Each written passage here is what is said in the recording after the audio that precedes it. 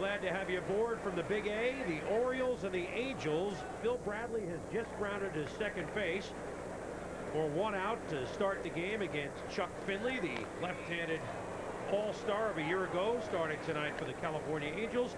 Second man up for the Orioles, Billy Ripken, batting in the number 2 slot for the first time all year. So it's Ripken and Ripken. We won't be stuttering here in the top of the first at Anaheim in a game, Tommy Hutton, between a couple of ball clubs that have been struggling. Billy almost unstruggling right there. Yeah, Billy Ripken has been one, even though he's hitting at 250, has improved his batting stroke. That's one of the reasons Frank Robinson moved him into that number 2 spot. Thought he could get him some more fastballs. And both of these ball clubs trying to generate some offense. They have both struggled in that position. Frank Robinson is concerned. Doug Rader, the California manager, also very concerned early on with these two clubs. Count is 0-2 to Billy Ripken, inside for a ball. The Angels have lost their last 5 overall. They've lost their last 6 here in this stadium. When we came in to see Doug Rader's team play the A's 3 weeks ago, exactly on this evening, they were 5-2 as Ripken swings and misses. And here's the Orioles lineup. Let's get that to you first. And this lineup presented to you by Sears Diehard. Stradley, who grounded to second. Ripken, who just struck out. Now Cal Ripken batting third. Randy Milligan, DH and cleanup. Brad Cummins in right. David Seguin, first major league appearance, son of Diego Seguin. Mike Devereaux at center. Bob Melvin behind the plate. Rene Gonzalez playing third. Some different names tonight for the Baltimore Orioles, who did get a big win here last night, 6-5.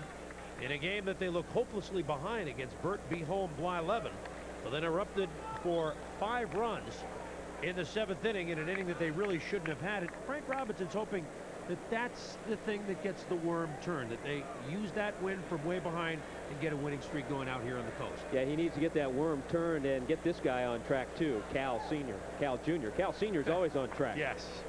He's been on track for about 40 years in an Oriole uniform down to the third base coaching box, so he gets to flash the signals to his sons batting back-to-back. There's Cal Sr. And one of the classy moves made by Frank Robinson when he last year, when he got to start the season as manager. Remember, he took over for Cal Sr. in the middle of 2 seasons ago in '88, '89. He had, Cal, would you come back and be my third base coach? Class move there. Pitches outside, 2-1 to Cal Ripken. Top of the first, Chuck Finley against Jeff Ballard. Pair of left-handers, won an all-star last year. This man, Chuck Finley, who was rocked in his last outing Thursday night up at the Kingdome in the start of the Angels' 5-game slide. Ripken way behind and fouls that into the photographer's booth. And here's the Angels defensively. Some new names here. You bet. As we check on the defense of the California Angels, Dante Bichette, Devon White, Chili Davis in the outfield, Rick Shue at third, Kent Anderson, the shortstop, Donnie Hill at second, Wally Joyner at first base, and behind the plate is Lance Perry. So an infield made up of some names that might not be familiar to you. Doug Rader just trying to turn his own worm, so to speak. Slow grounder. Shue, Joyner in time, and a 1-2-3 first for Chuck Finley. We come back. The Angels at the plate. Barkett plus Polonia. It's against a tough lefty. Let's give him a day off in the leadoff slot. So a good move. Do you agree? Yeah, I think Louis Polonia, who was just acquired by the Angels in that deal with Claudell Washington going to the Yankees, they got him for speed. But with the left-hander, Jeff Ballard, going tonight, Doug Rader has nothing to lose. The ball club has lost 5 straight. Here's a veteran. He just wanted to get into the lineup to get some swings. And also, as you mentioned, he's had good success against Ballard. Full count pitch, and Downing checks a swing, and he's on board with a base on ball. Calling balls and strikes tonight, Al Clark. Larry McCoy at first base. John Hirschbeck, the umpire, at second. Dave Phillips around to third this evening. Al Clark, who we had a chance to visit with, was in that World Series umpiring crew, was with us during the plate. Candlestick Park, came on with us that night. Here's a bunt by Donnie Hill, and it's going to roll foul as Melvin smartly touches it. And so we'll have to do it all over again. Back to Downing just briefly. He's played more games than anyone in an Angel uniform. That includes Jim Fregosi, over 1,500 games. And as Doug Rader said before the game time, he said he's proud to wear the uniform. I understand where he's coming from. Maybe he's the guy that can get us going. And he did his job by getting on base. He's not a 180 hitter, that's for sure. He sure isn't. You talk to his teammates, and this is again why Rader has him in there. You talk to his teammates, and they all know that Brian Downing can still swing the bat. He had a little rib injury in spring training. Got off to a slow start. So Donnie Hill hitting second. By the way, you could see Hill that last time trying to push that bunt to advance Downing. This is what the Angels want to do. They want to get on the board first, so they're early on playing for the sacrifice. Hill doing it again. Not doing it very well as it almost lands foul on the fly. So Ballard now ahead 0-2. Moose Stubing. Coach down at third base, relaying Doug Rader's signs. Bobby Knopp, speaking about longtime Angels, coach at first. Watching the man who is playing the position that Knopp played so long, along with Fregosi as that double play combination. Donnie Hill. Johnny Ray has been hurt. Schofield has never gotten in the lineup this year at short. Slow bounder to Gonzalez, has to go to first. So he didn't get the bunt down, but essentially he did the same thing. Yeah, he did, and you notice the ground ball to third to Gonzalez. Craig Worthington not in the lineup tonight for Baltimore. It's like a B game in spring training. Yeah, he has a slight injury. Gonzalez, a utility player. He gets the call tonight to play third. So you look around the infield of both these ball clubs. Donnie Hill, you mentioned Johnny Ray's not there. Mark McLemore's not there. Schofield's gone. Howell sitting tonight with a lefty going. It's a different look out here at the Big A. But when you've lost 5 in a row, you try anything. And one of the things Doug Rader has tried is this man, Devon White, the last 2 games, Sunday night against the Yankees, last night against Baltimore, Devon White hitting third. He really has, first pitch is over for a strike. He really has had big problems getting on track this year. Remember, made the All-Star team with a great first half last year, but in his 2 games hitting in the number 3 slot, 4 for 8. Sometimes you get put into a spot and you start to feel comfortable and you don't ever want to leave. He had a thumb injury that was bothering his hitting just a little, but that's starting to heal now too, as well as the batting average. 1-1 to Devon White. Brian Downing, the base runner at second base. No score, bottom of the first inning. They slid when they got Poloni. They slid Devo down to second. Now he's hitting third. You don't want to keep sliding in that order because you end up sliding to where Downing was sitting the last couple of weeks. Play at second base, and they almost caught Brian napping. One of the things that the Orioles do well, they attempt to pick off plays. They normally play good defense, so Downing has to be heads up. And we're talking about Ballard. We might not see as many breaking pitches. The slider and the curveball, because of the shortened spring training, because of some surgeries, he might stick with the fastball and changeup for the most part. Devo offers it a bunt and fouls it off. The shortened spring training, and remember, he was one of the negotiators, like Hershiser, Belcher, those type guys. So he said he's not throwing because of the surgeries on the side between starts, and he doesn't have the confidence in either his curve or his slider. And whereas at times last year he told us, Tommy, that the curveball he used as an out pitch or his slider, he's not confident in that yet. So here's an example where the shortened spring training, as you mentioned, has really hurt Jeff, as he told us before the game. He just steps off the rubber that time, as Downing bothered him. I think the other thing that was interesting that he mentioned, pitchers can certainly relate to this, starting pitchers, because of the way his arm feels in the elbow, he doesn't throw between starts. So he isn't able to stretch it out in between. He 2 just surgeries. goes and gets it. 1-2 pitch to White. Slug to left. Bradley slides, makes the catch, and Downing has to scurry back to second base. Excellent catch by Phil Bradley out in left field. And if the ball gets by him, Devo might have been on third base. Well, there's no question that Phil Bradley makes a tremendous catch on this sinking line drive hit by Devon White. Let's see if he really does get to it. Sometimes an outfielder can give you that short hop, trap it a little bit. Bill Bradley got to it all the way. Former Big 8 quarterback, still has some good athletic ability in left field. Yeah, total yardage leader in the Big 8 when he played at Missouri, starting quarterback for 3 years. I mean, you're talking Nebraska, Oklahoma in that league. He's a pretty good athlete. Here's Chili Davis, who's a pretty good hitter. Rips one to left center field, and it is gone.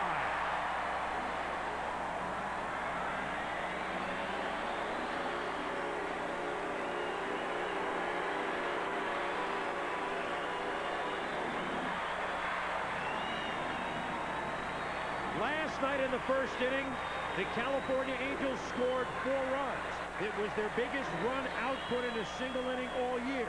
They did not hold on to keep the game and keep the win. Again, Raiders getting some early runs as Chili pounded that ball for a 2-run shot. You put hitters up there such as Devon White, Chili Davis, Brian Downing, outstanding right-handed hitters, and if Ballard continues to not show them the breaking ball because he can't, they're going to get to him. Chili Davis with his 3rd home run of the year. You could just see the confidence in these hitters, the Angel hitters, when they stood around the batting cage tonight. Here's Wally Joyner. Takes the pitch up top.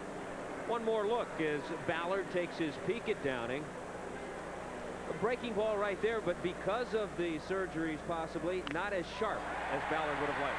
Wally Joyner's pretty sharp with a base hit to center field, and Wally makes a big turn as he thought Devereaux might be napping out there. So the Angels rattling their sabers here in the bottom of the first inning. And Wally Joyner, another one who's slow to break out, and he broke out on this offering. Ballard with a pitch out over the plate, and Wally over the last few years has never had a whole lot of trouble against left-handers. Hangs in there pretty well. Strokes that single nicely. Dante Bichette, the man who is carrying his weight at the plate, really the only Angel who you could say is doing that thus far this year. And that pitch, that hit him.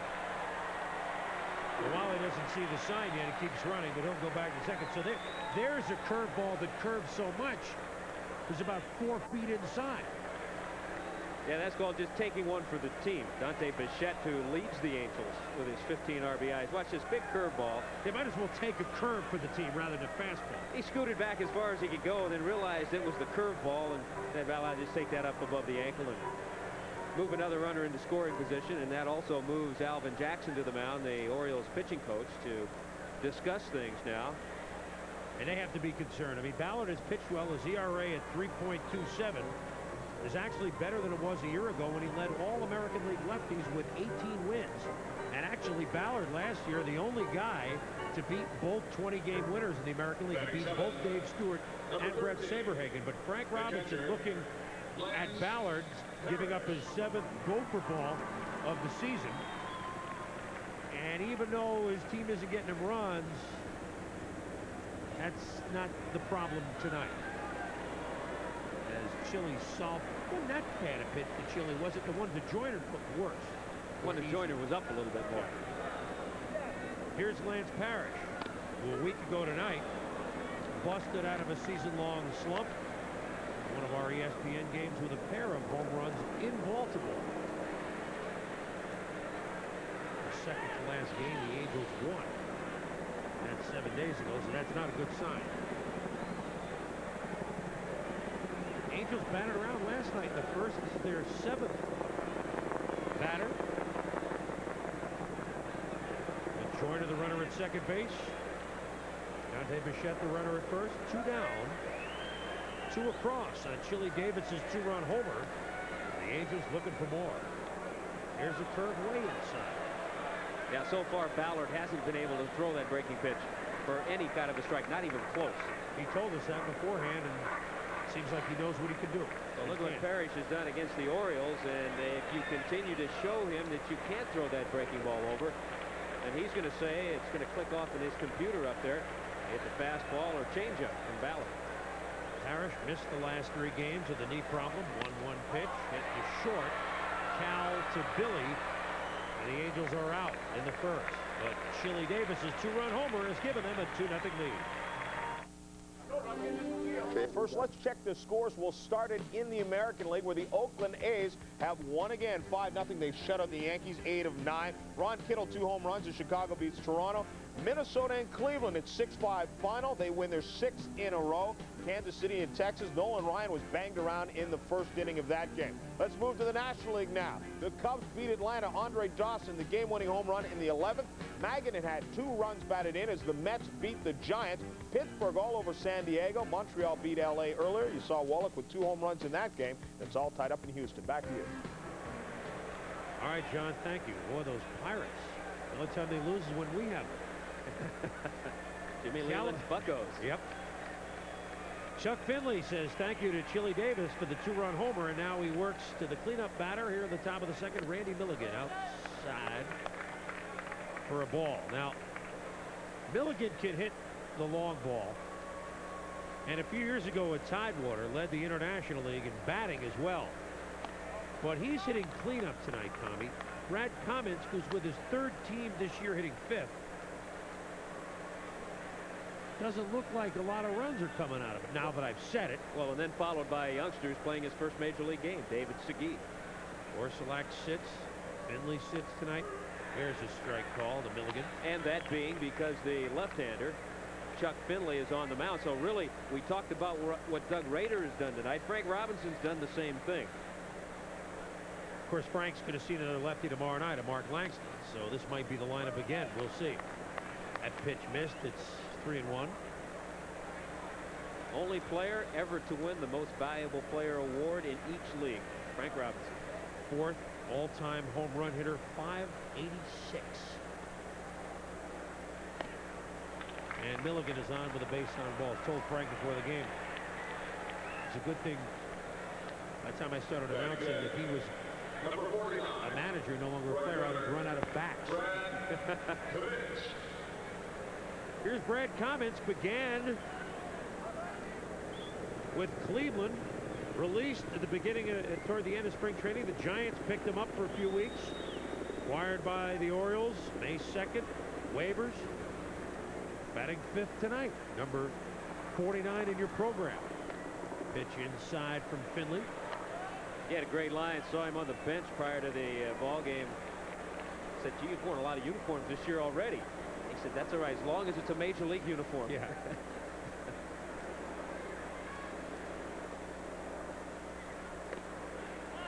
Inside again. 2-0 to Cummins.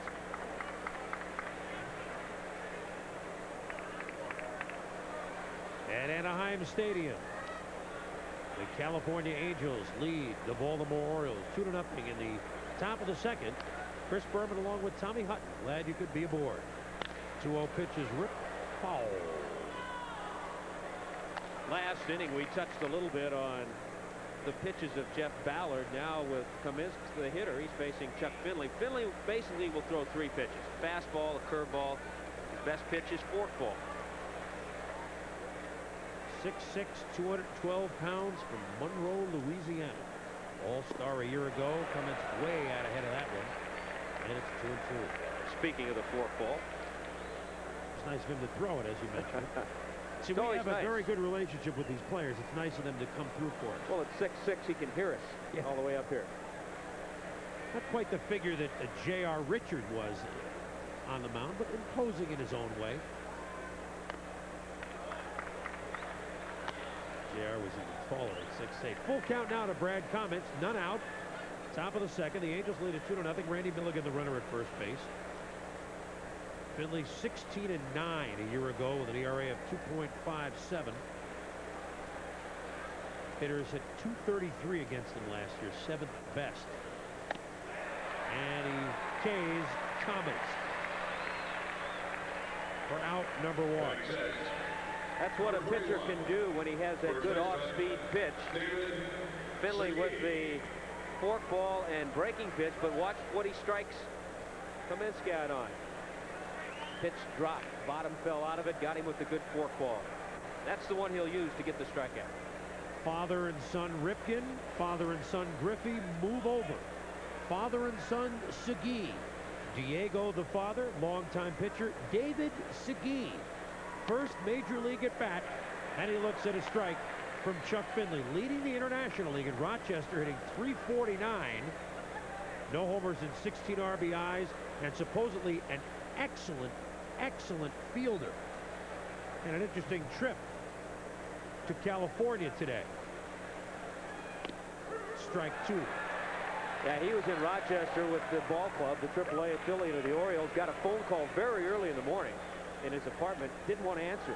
I don't blame him. Answering machine, the phone machine clicked on, and the farm director of the Orioles said, pick it up, it's important. Said, you're going to Anaheim to join the big club. So he took the Rochester to Anaheim nonstop, and he grounds it to third. Shue, Hill, Joyner, double play.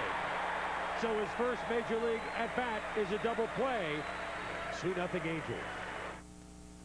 Speed. Weak ground balls. The hitters have been out front, so Jeff Ballard, after allowing the 2 runs in the first inning, the big blast, the home run by Chili Davis, getting the hitters off balance with the 2 pitches here and the 2 outs in the second inning. That brings up Brian Downing, DH leadoff tonight. And if you haven't followed the Angels over the years, you're saying, hey, he's a pretty big guy to be hitting leadoff. And he did this for years and years and years. And his walk put him aboard for Chili Davis's 2-run homer in the first. Skied to Cal Ripken. And after a rocky first, a nice second for Jeff Ballard. 2-0 Angels.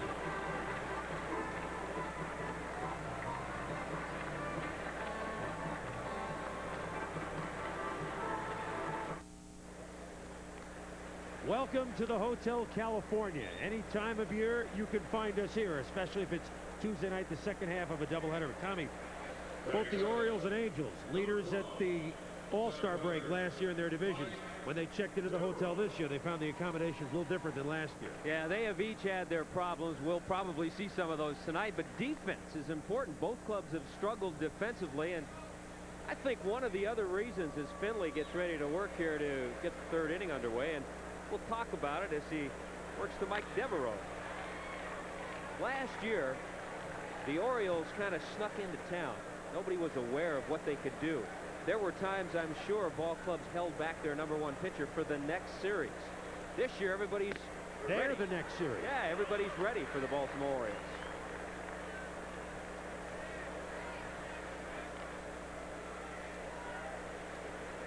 Mike Devereaux hitting 7th, batting average below the Mendoza line. Well, you look at the bottom of the order tonight. You hit it right on the head. 186 for Devereaux. Melvin's at 184. He follows, and Rene Gonzalez hitting 211.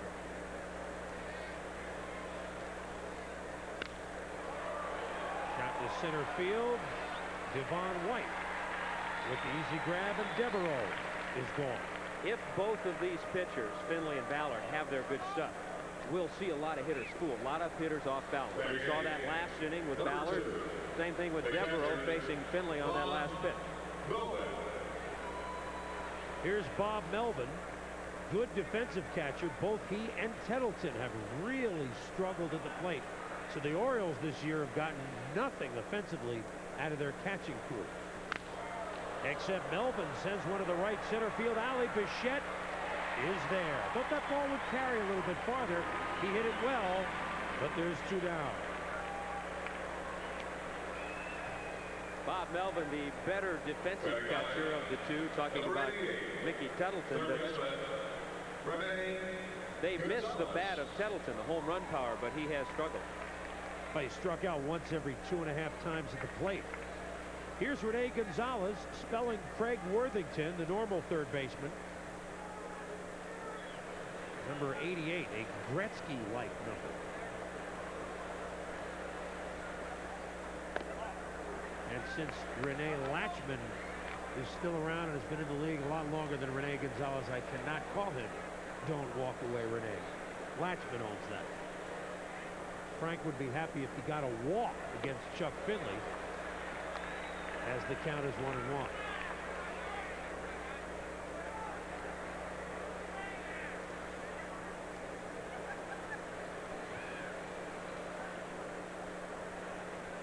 Gonzalez.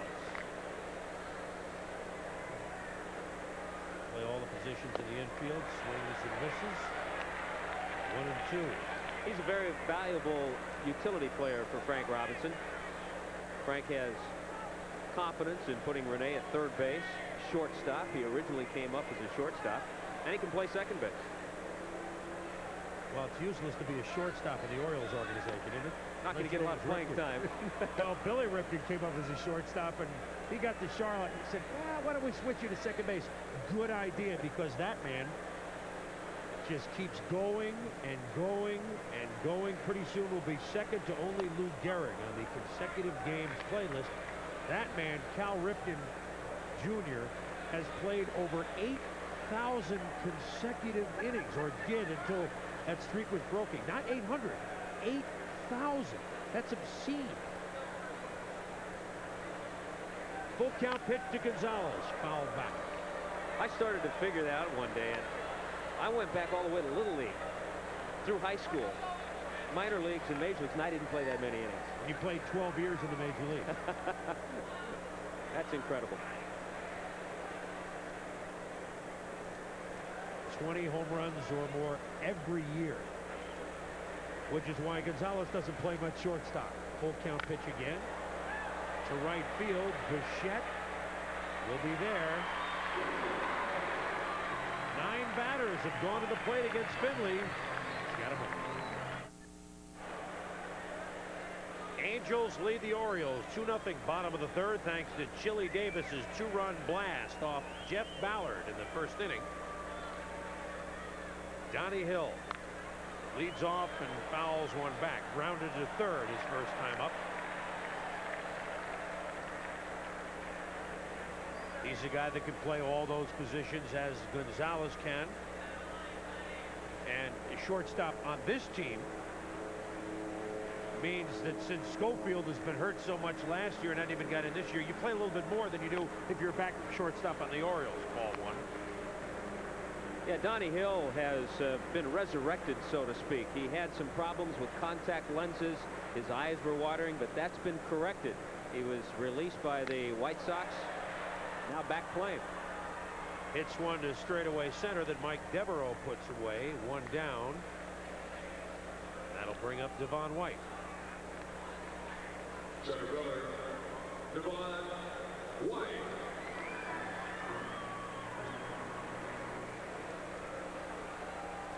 There's Dick Schofield thinking about that hamstring problem.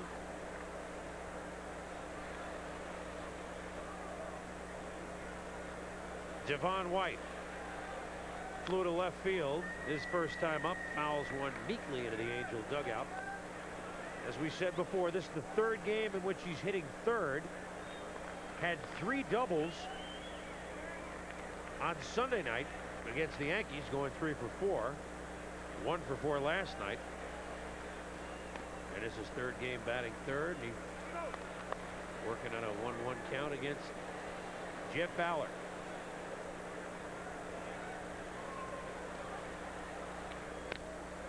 Sharply to third that Gonzalez gathers in. Throw a little offline, but Segui makes the play. And there are 2 down. And that'll bring up Chili Davis, who, with Brian Downing aboard in the bottom of the first inning, simply sat on this pitch from Jeff Ballard. One of the things the Angels need for consistency is long ball from Chili Davis. Last couple of years, he's averaged about 91 RBIs a season. They get that out of him this year. Get along with a hot Devon White to come into his zone. Chili to Billy. It's all first names here. Over to David Segui. And the Angels are gone. So Ballard has settled down 2-0 California. ESPN Baseball Tonight, brought to you by Mitsubishi, bringing you a full line of award-winning automobiles. See them all at your Mitsubishi Motors dealer. By Michelob Dry Beer. Once you experience the bold taste with no aftertaste, there's no going back. By Thompson's Water Seal Exterior Stain. Beauty that lasts, at last. And by Levi's 505 and 506 jeans.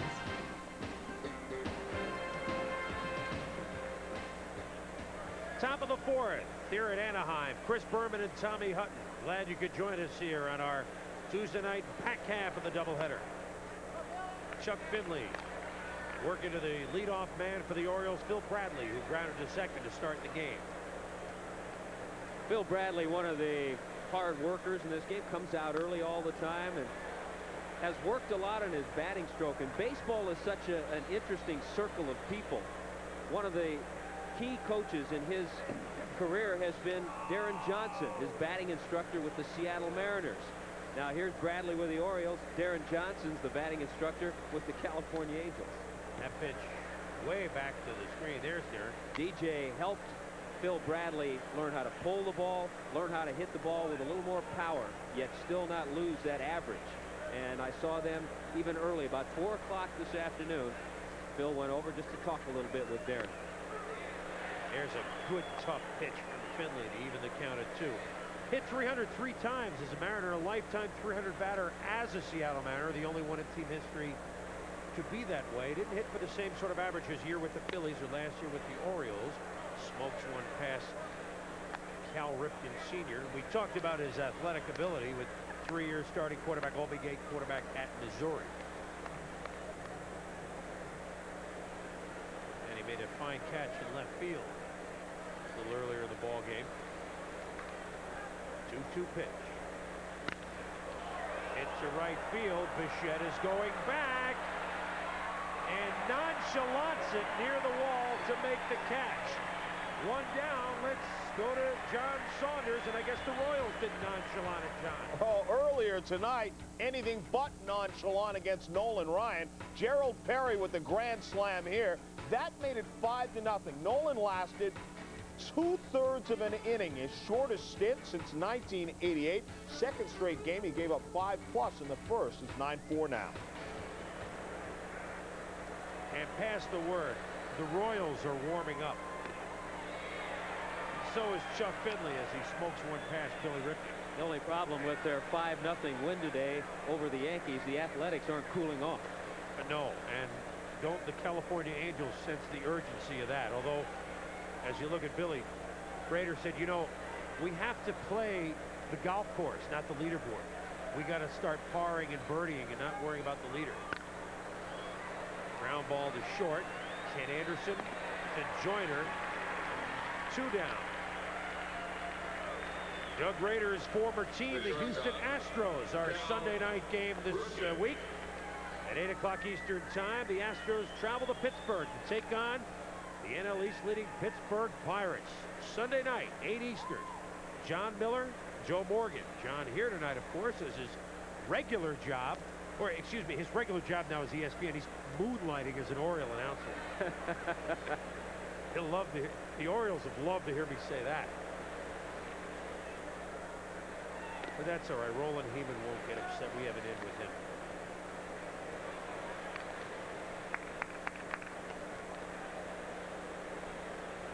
Cal Ripken. His next homer will be his 200th as a shortstop. He's hit more. Only 2 shortstops before him in the history of Major League Baseball have cracked that 200 barrier. Ernie Banks, 293. Vern Stevens, 213. Ripken, 199 as a shortstop, and hit one last night. Fouls one back. And we talked before, Tommy, about consecutive games. Lou Gehrig stands in a class by himself. But you can see, and this make it 77 tonight for Ripken. He's closing in on Everett Scott, number 2, and Garvey and Williams. And that's really, you take it for granted. But he's been so consistent. Yeah, I know his RBI production has fallen off a little bit. He hasn't quite had the season like he did when he was an MVP in '83 when the Orioles beat the Phillies in the series. But he's still pretty darn consistent without ever getting a rest. Yeah, last time he got that rest was in May, '82. Yeah. And there are those who continue to say every time Cal Ripken struggles in a September or in an August, there are always those who will say, well, if he took that day off once in a while, kept that strength going, he'd be better for it. There's a guy that doesn't know the meaning of, hey, Cal, take the rest of the day off. Full count, pitch. Grounded. Shoe. Joyner reaches to get it. And the Orioles are out in the fourth. 2-0 Angels.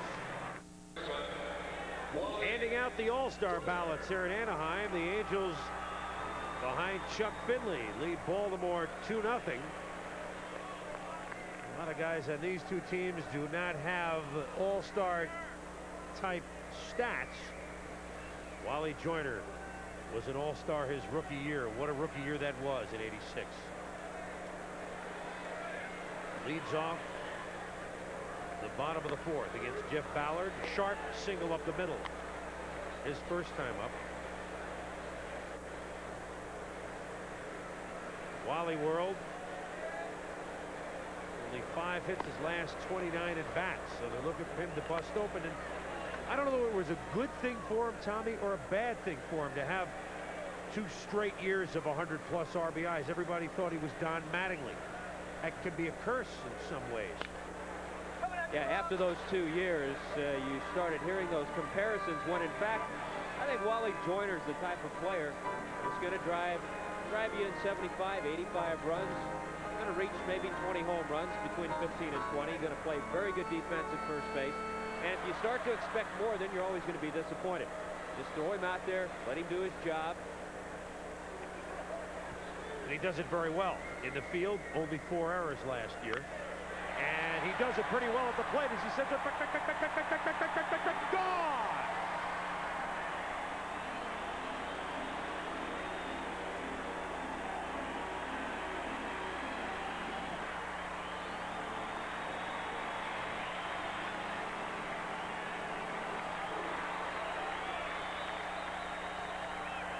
We've just upped the estimation of his home run count based on that last swing, as he has smoked Ballard twice tonight and say goodbye to his slump. At least it looks that way. And Jeff Ballard upset with himself because of the pitch. You could see his disgust when the ball sailed over the fence. 8 home runs now given up by Ballard. And before I forget, I don't want to slight Joyner. He reached 100+ RBIs his first 3 years. Last year fell to 79. That's his 11th, and there's a shot by Bichette to center field. So each time the Angels have hit a homer in this game, the next man up has singled sharply through the box. Yeah, so Joyner gets it going with the home run. Here's one more look. Watch the pitch. This is why Ballard was disgusted. A changeup. Anytime you put a changeup in that part of the strike zone to a Wally Joyner type hitter, you have reason to be disgusted. And then Bichette just jumped all over a pitch that was probably out of the strike zone. He saw it up there and drilled it right past Ballard.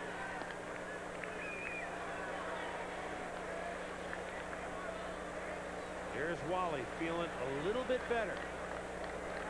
Sharp single, solo homer.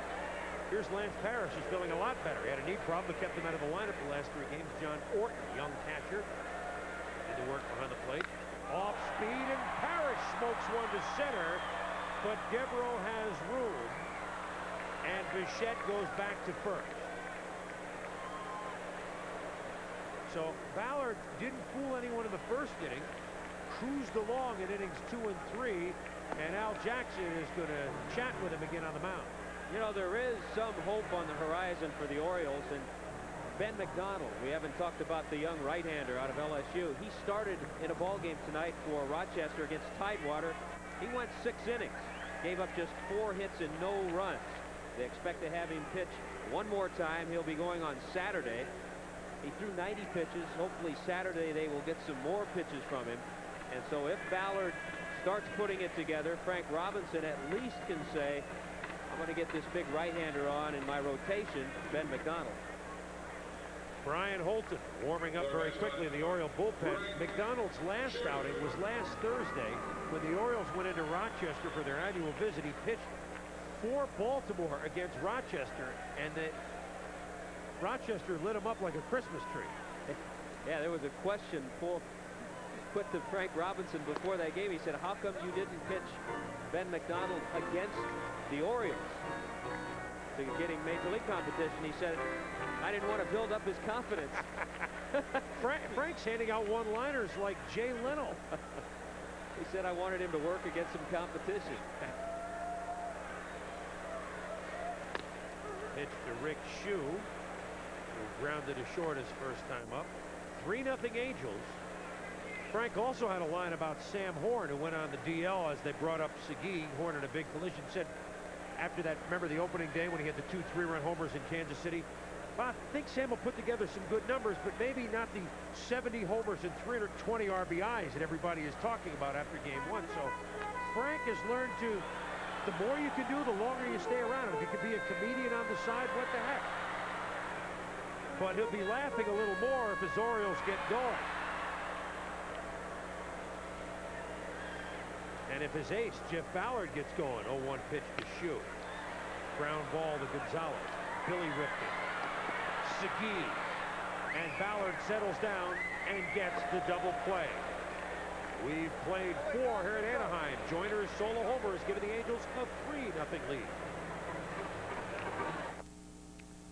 California Angels need a win just to keep pace with the Oakland A's, who are facing the Yankees. Jose Canseco very relaxed. Why not? The A's are on a roll.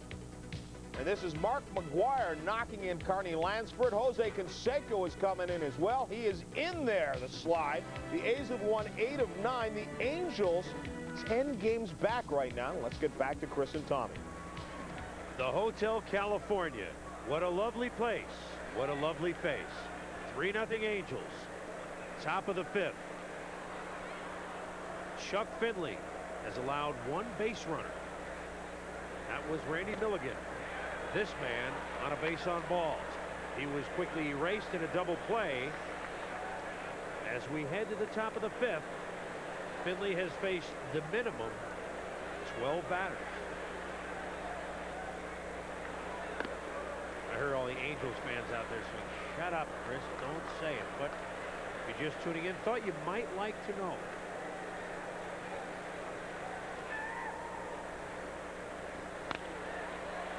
This ball is fouled off.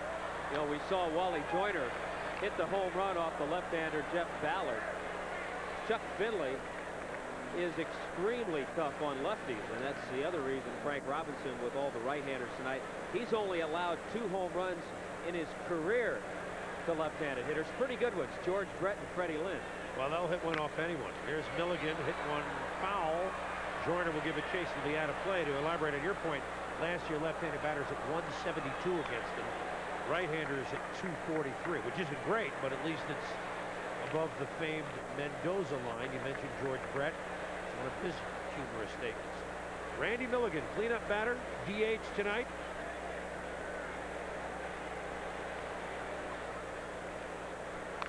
Fouls one back into the screen. Hey, Randy Milligan was playing in the International League, and he was spotted by a couple of buddies of Frank Robinson, who he has with him now, Tommy McGraw and Alvin Jackson.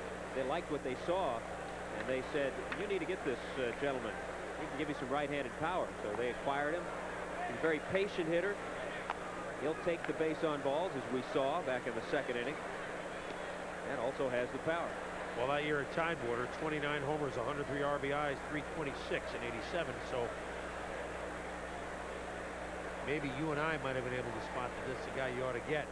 Last year had only 12 homers. Did he go around? Yes, says first base umpire Larry McCoy. And Milligan sits down.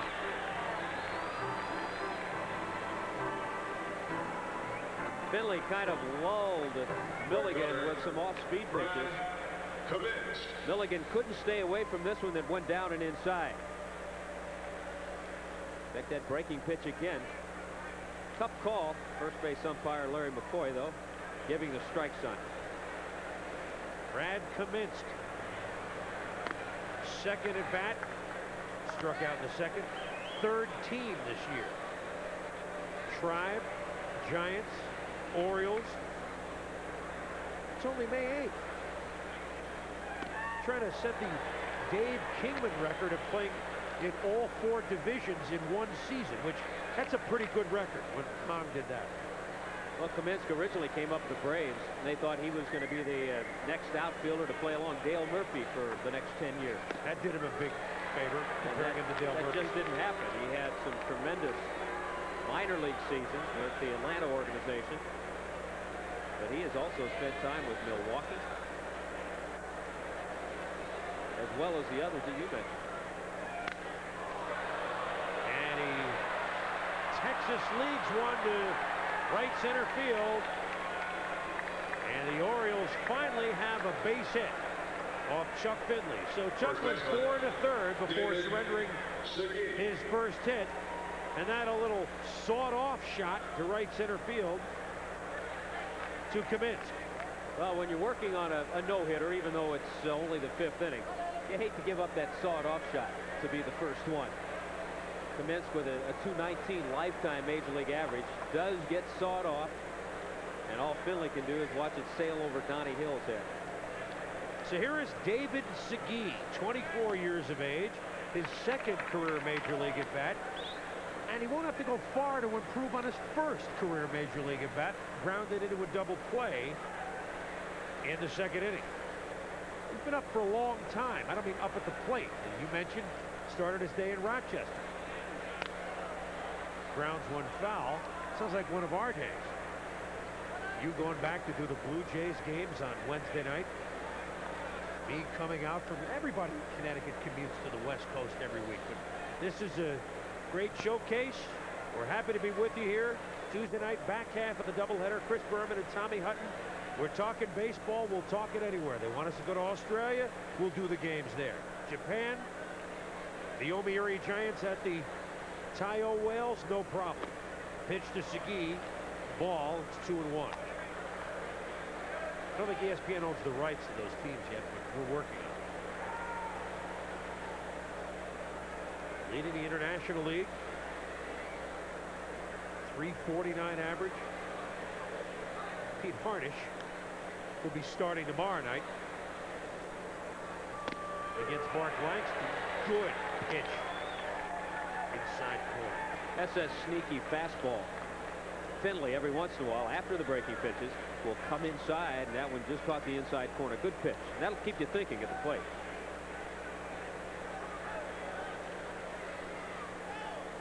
Look at Finley twirl the ball around. He doesn't want to show what he's going to throw. Just keeps twirling it around. Gets a sign. Now he won't get the grip until he puts it in the glove. Third base. Second. Don't tell me. Another round the horn DP. 2 major league at bats, 2 double plays. Ouch, babe. Double play in the infield. Ken Anderson rounded the 2nd. His first time up. Seeing a lot of action as Dickie Schofield. They just have no idea when his hamstring will allow him to play.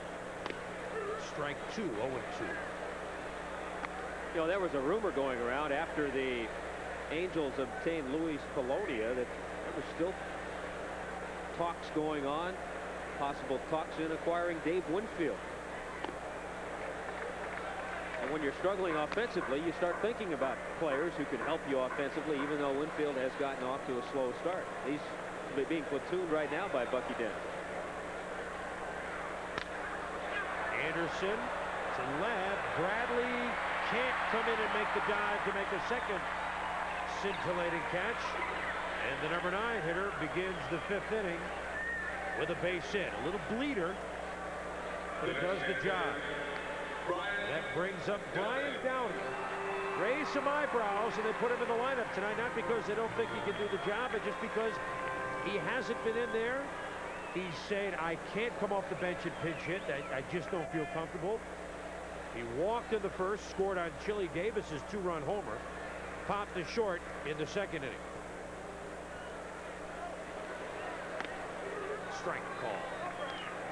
You know, here's a guy, too, who is the only remaining Angel from the 79 and 82 and 86 divisional champs. And you think of Brian Downey, you go back to his career with California, he's been kind of overshadowed. Reggie Jackson was here, Bobby Bonds and Baylor and Rod Carew, Freddie Lynn. Not too much was ever said about Brian Downing, but all all you have to do is look into their press guide and look at the all-time Angel lists, and Brian Downing's name pops up on just about every one of them. 235 lifetime homers, 940 RBIs, 266 lifetime hitter. You remember how they acquired him? Remember his first 4 years he was with the White Sox. With the Chicago White Sox. 78, you remember? Bobby Bonds. One of a few trades that Bonds was involved in. Angels sent Bonds to the White Sox for Brian Downing. 1978. Been an Angel ever since.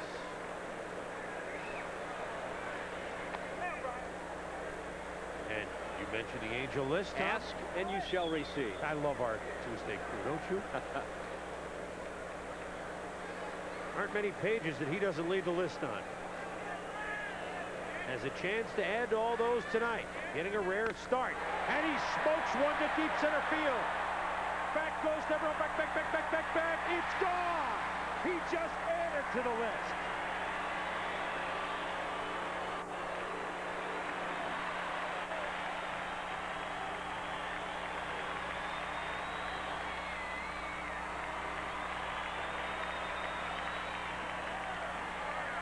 Well, whether Doug Rader pulled the lineup out of a hat or not tonight, he's put the right lineup in there. His backup infield is turning double plays.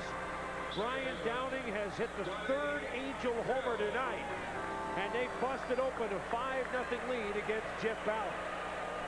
Well, not only has he gotten the home runs from the right-hander, switch hitter Chili Davis, he got the home run from Wally Joyner as well. At times, Ballard looks in control. At times, he's letting the ball just hang out over the plate. 1-1 to Donnie Hill. So Ballard, who is 0-4 after 5 starts this year, what a contrast. He was 5-0 last year after April.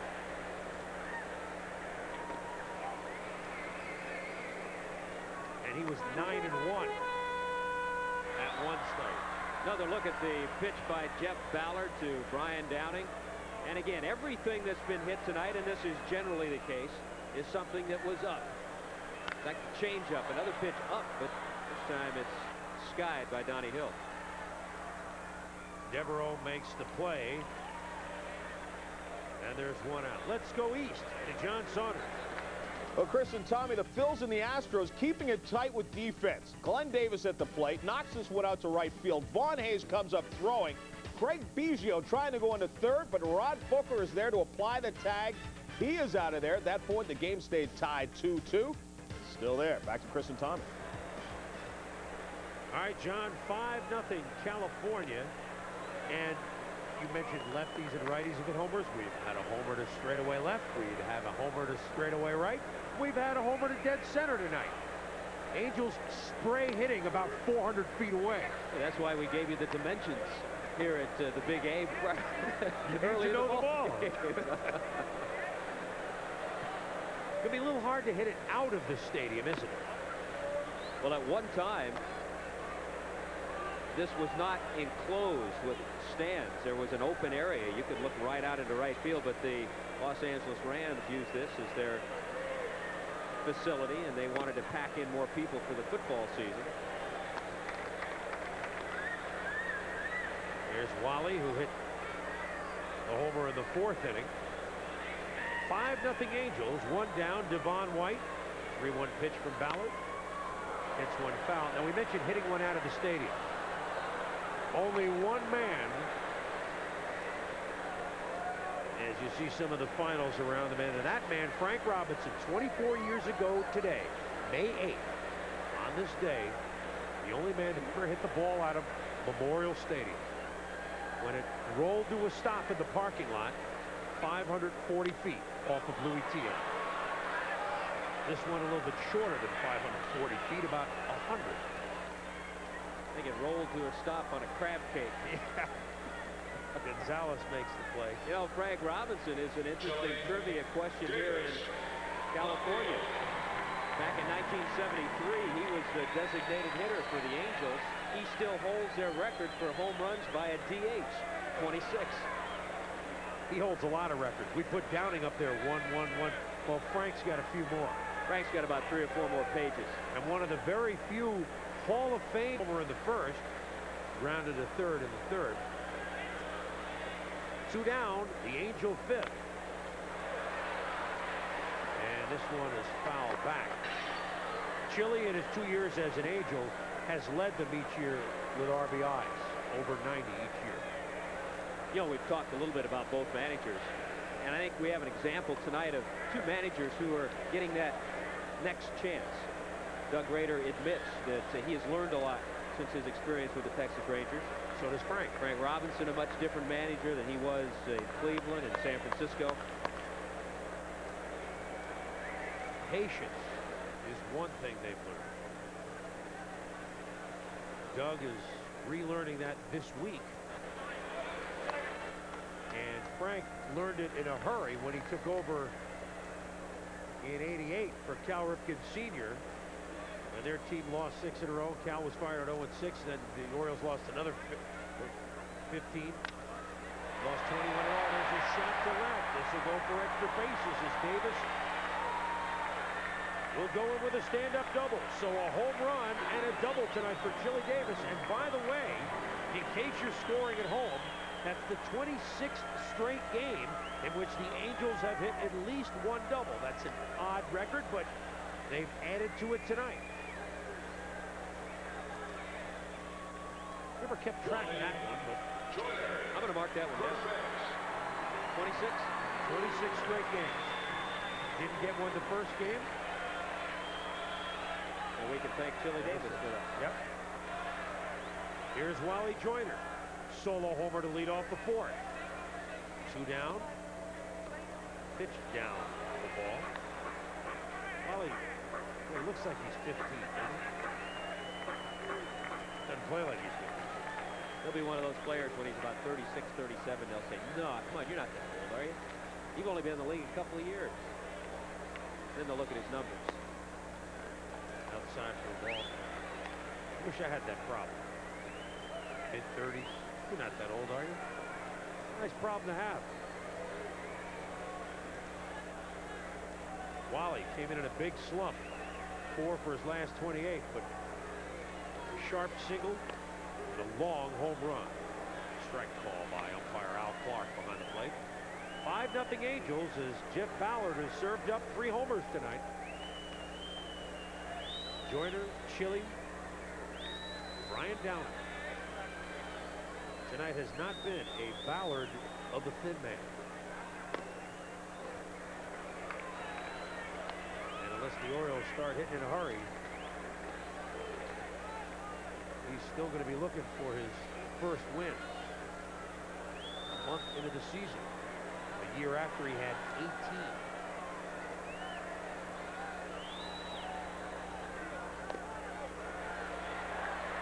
This is outside, and Joyner is aboard. So Angels with 2 aboard now, and here comes Frank, and he's already made the sign for Brian Holt.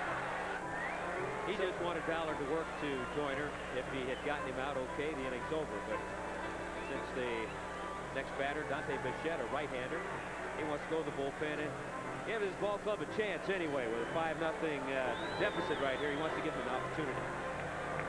Ballard is gone. The Angels lead it 5-0. We'll be back. Jeff Ballard not pleased with his performance as he's been lifted here with 2 out in the bottom of the 5th in favor of Brian Holton. Used to pitch across the street for the LA Dodgers. And middle relief has not been the Orioles' strong suit thus far this year. Yeah, early in the year, Mark Williamson was on the disabled list. They needed him. Brian Holton, if you remember, came over in that deal that sent Eddie Murray to the Los Angeles Dodgers. Ken Howell and Juan Bell, the young shortstop, younger brother of George Bell, who is at the AAA level, understand doing very well this year. But Holton with a fastball, good curveball. And he'll just try to bail out the Orioles and Frank Robinson right here in the 5th inning.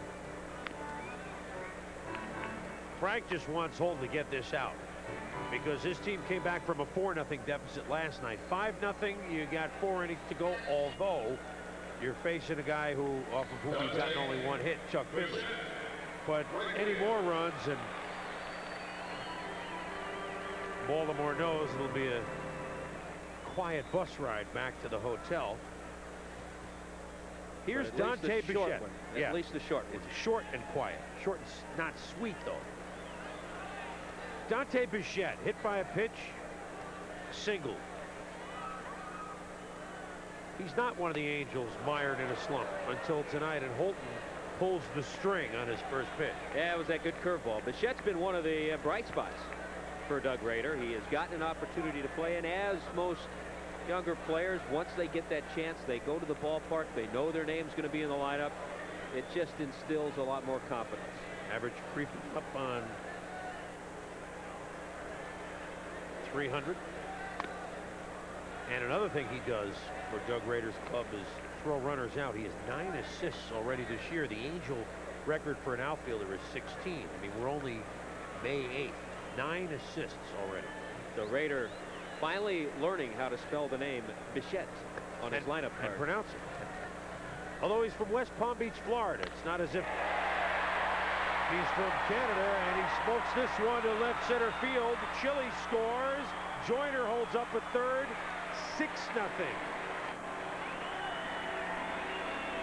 Dante Bichette with a boudouille, an RBI. Thought I'd get that in there. We don't have the Expos, but we have the next best thing. He's just has been on it all year. The game we had 3 weeks ago, remember, he hit a big 3-run homer to tie up the game against Oakland. Well, he knows he's going to get the breaking ball or a fastball. Look at the breaking ball by Holton. Not bad, but he didn't get it down around the knees where he wanted. He didn't hang it up in the eyes, but good pitch to see for a right-hander facing the right-handed curveball. A nice play in the outfield, actually, to hold that to a single. Joyner, the base runner at third base. Dante Bichette just knocked in the 6th Angel run. Over there at first. Lance Parrish enjoying the work of his battery mate Chuck Finley tonight, because while the Angels are pounding it, the Orioles have but 1 hit. Gonzalez to Billy Ripken, and the Angels are out here in the 5th. But they pick up 3. 6-0. The Angels leading 6-0 here in the top of the 6th inning. Last night, that man, Bert Beholm Bly-Levin, was cruising along with a 4-0 lead with 2 out and a very quick delivery in the 7th inning. Doesn't handle the throw from Joyner. Wally Joyner makes a good play. This would have ended the inning, but Bly-Levin dropped the ball, charged with an error, and the Baltimore Orioles went on to score 5 unearned runs in that inning, took the lead, and that just goes along with the way things have gone for the Angels. Last year, California allowed 48 unearned runs in 162 ball games. This year, they've allowed 26 unearned runs already.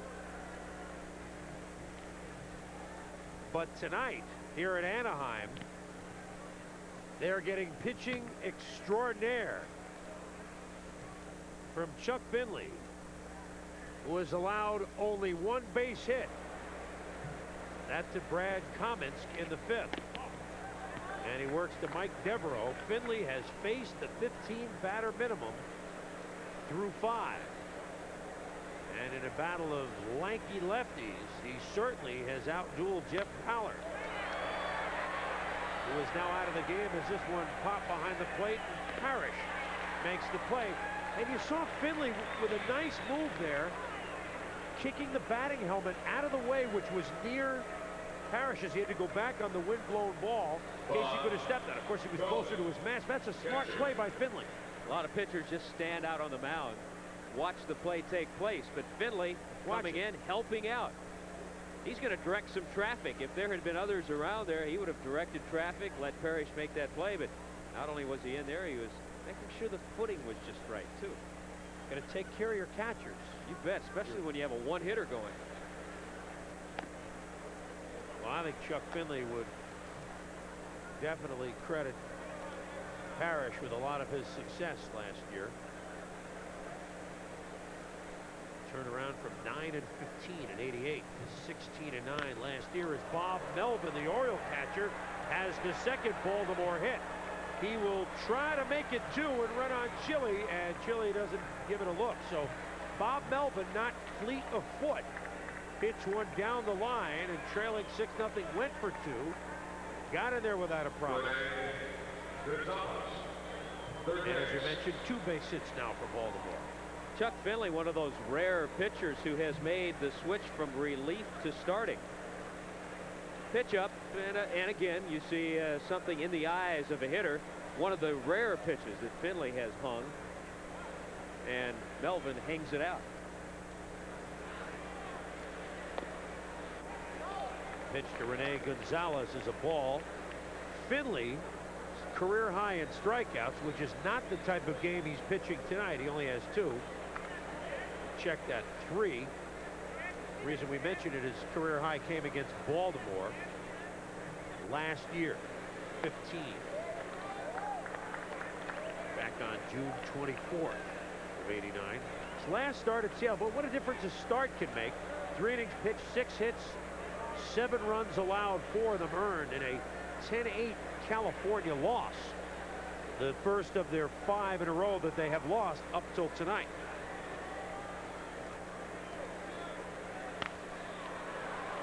Rene Gonzalez. Joyner can't quite make the play, but a nice effort by Wally. As the Orioles just want to try and chip away and hope for a base hit to score Bob Melvin from second base. When you start talking about the Orioles, they are in the midst of a heinous road swing, if I may use that word. A 12-game road trip, then home for 7, then 13 more on the road. So 25 of 32 games on the road. Very tough span for them.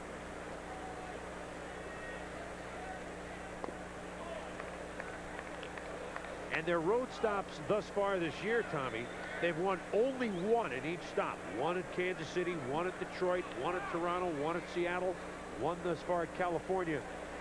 1s are great in golf. They're not good on 3- and 4-game series. 3-1 pitch to Gonzalez. Foul back. You know, another thing, Boomer, that the Orioles aren't going to be able to get away with this year, and I think it's just because of the competition in the American League East. They went through a stretch last season. They lost, get this, lost 17 out of 22. Didn't lose their first place hold. That won't happen this year. Toronto, Milwaukee.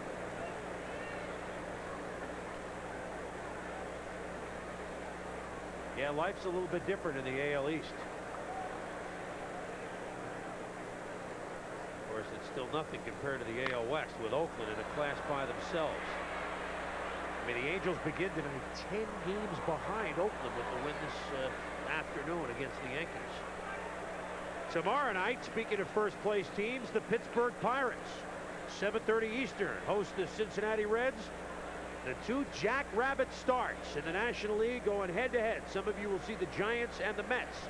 That's tomorrow at 7:30 Eastern. By the way, we'll see the Giants and the Mets at Candlestick next Tuesday night on our back half of the doubleheader, while they're both still mathematically alive.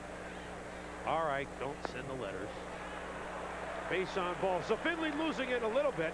2 base runners on. Let's go quickly to John Saunders. And Chris and Tommy, in the top of the 10th, the Phils and the Astros battling. Sil Campusano to Ramirez. He goes for the force at second, but the ball is dropped. Yelding picks it up. Randy Reddy thinks he can score. He is in there under the tag, or is he? He never touched the plate. Biggio tags him. He's out, and they go to the bottom of the 10th, tied 2-2. 6-0 California. Marcel Latchman to talk with Finley to make sure his concentration doesn't wander. Yeah, so many times you see that when a pitcher has a good game going along, all of a sudden an extra base hit, the double by Melvin. Now the walk. That was his second walk of the ball game. Marcel Latchman goes out just to talk to him, calm him down, may have picked up a flaw. But a lot of credit goes to Marcel, the job he's done with the pitching staff of California. Most of the pitchers you talk to with the Angels, they give Marcel Latchman, the brother of Rene, who you were talking about earlier, third base coach with Oakland, has done a fine job. And another Latchman in the minor league system of the Angels, their older brother. 6-0, top of the 6th. Phil Bradley up with 2 men on, and he fouls that one off his foot, and that did not tickle.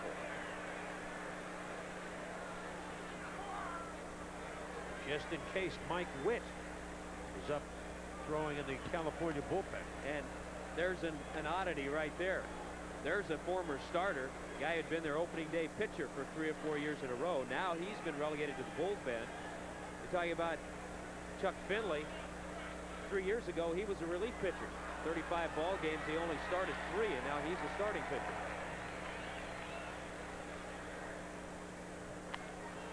Mike Witt has done pretty well for California. That has not, he's pitched well in middle relief. Others have not. Willie Frazier, now a member of the Edmonton Trappers, as an example. 0-1 pitch to Phil Bradley, who's okay. Strike.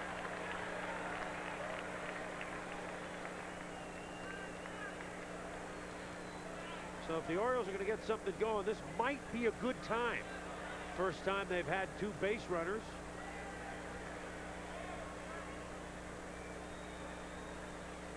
Melvin at second, Gonzalez at first. 0-2 pitch up top for a ball.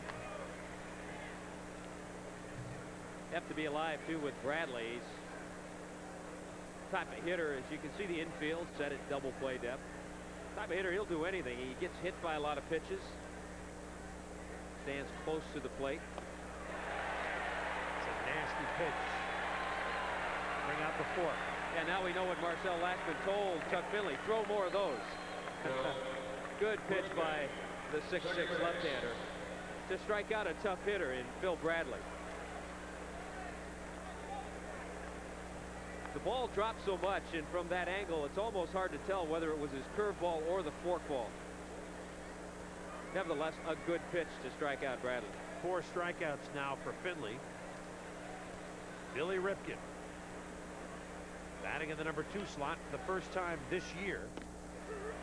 Nice pitch on the inside corner for a strike. Struck out, grounded out tonight. Billy, we visited hit with him before the game. Hey, people forget, I hit second all of 1987. I hit 300. Of course, the next couple of years I stunk and I hit number 9. Now I'm hitting better and I'm back up to number 2. It's the first time that you get to stutter in reading the Oriole lineup this year. Ripken batting 2 and 3.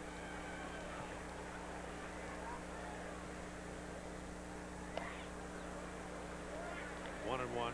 He has to be real patient here because with 2 out, they'd like nothing better than to get Cal up to the plate. So Billy has to be very selective here and make Finley pitch just to try to keep the inning alive and allow brother Cal to step in and hit with the bases loaded. 6-0 Angels. Top of the 6th. There's a little pop-up that's handled easily by Anderson, and the Oriole threat goes by the boards. Angels lead at 6-0 in the bottom of the 6th. New left fielder for the Orioles, Brady Anderson, goes in place of Phil Bradley, who obviously did hurt himself on that last at bat, fouling the ball off his foot. Brian Holton with the righty now in the game. And Doug Rader sends Jack Howell in to hit for Rick Shue. With the righty pitcher, the lefty batter will come up.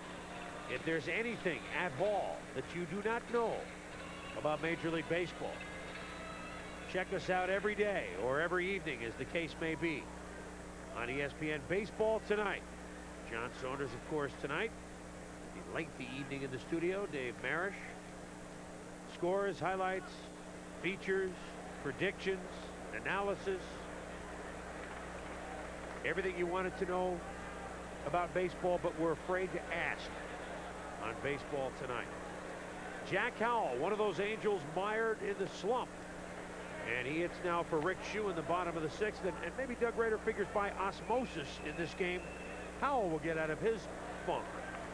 Well, he gets him in there with the right-hander out there, Brian Holton. And he gets out of the funk. 2 for his last 21. Check that. 3 for his last 22. It can be contagious, can't it? Especially with a team of swingers like this. And you pick your spots, too. The fact that Jack Howell last year had 5 home runs against the Baltimore Orioles. And you certainly don't lose anything defensively when you make this move. He gets a pitch right there, fastball. Sometimes that's a way to break out of a slump. You sit for a while, you watch the game, and it really helps when you come in for that 1AB and get the base hit. Yeah. Well, you know that. You know that feeling, don't you? Oh, yeah. Ken Anderson. Too well. Oh, too well. Angels looking for more runs. He bunts it foul. Bottom of the sixth, and California has already 9 hits. Coming into the game, the worst 2 batting teams in the American League. California standing at the bottom, 228. The Orioles next to last at 230. Doug Rader has seen his team do some serious long ball hitting tonight. Darren Johnson awfully happy about that. And there's Ken Anderson, a drive to right that Kaminsky makes the play on. There's one down. Let's scoot over to John Saunders. Chris, the Phils and the Astros. Dickie Knowles on in the 10th. Ramirez at the plate. Randy Reddy comes in, goes back. It's over his head. Eric Yeldon comes around to score. The Astros win it 3-2 in 10. Quite a finish, Chris, in Houston. All right, John, thank you. Dickie Knowles. I mean, he's takes like 5 years off between appearances. The Astros win it. Off-speed pitch to Brian Downing for a strike. Downing began the game with a walk, scored on Chili Davis's 2-run homer, popped to short, and a 2-run homer himself in the 5th. So Doug Rader pulling the right strings tonight. Got Downing going, beating at the mound, and Frank Robinson will come out. I think the reason being that Holton may have injured himself because home plate umpire Al Clark now going out there. Well, he pulled the string on the pitch. He may have pulled something else. Might not have been the only string he pulled. So Frank wants to So go to out speak. and take a look, talk to him.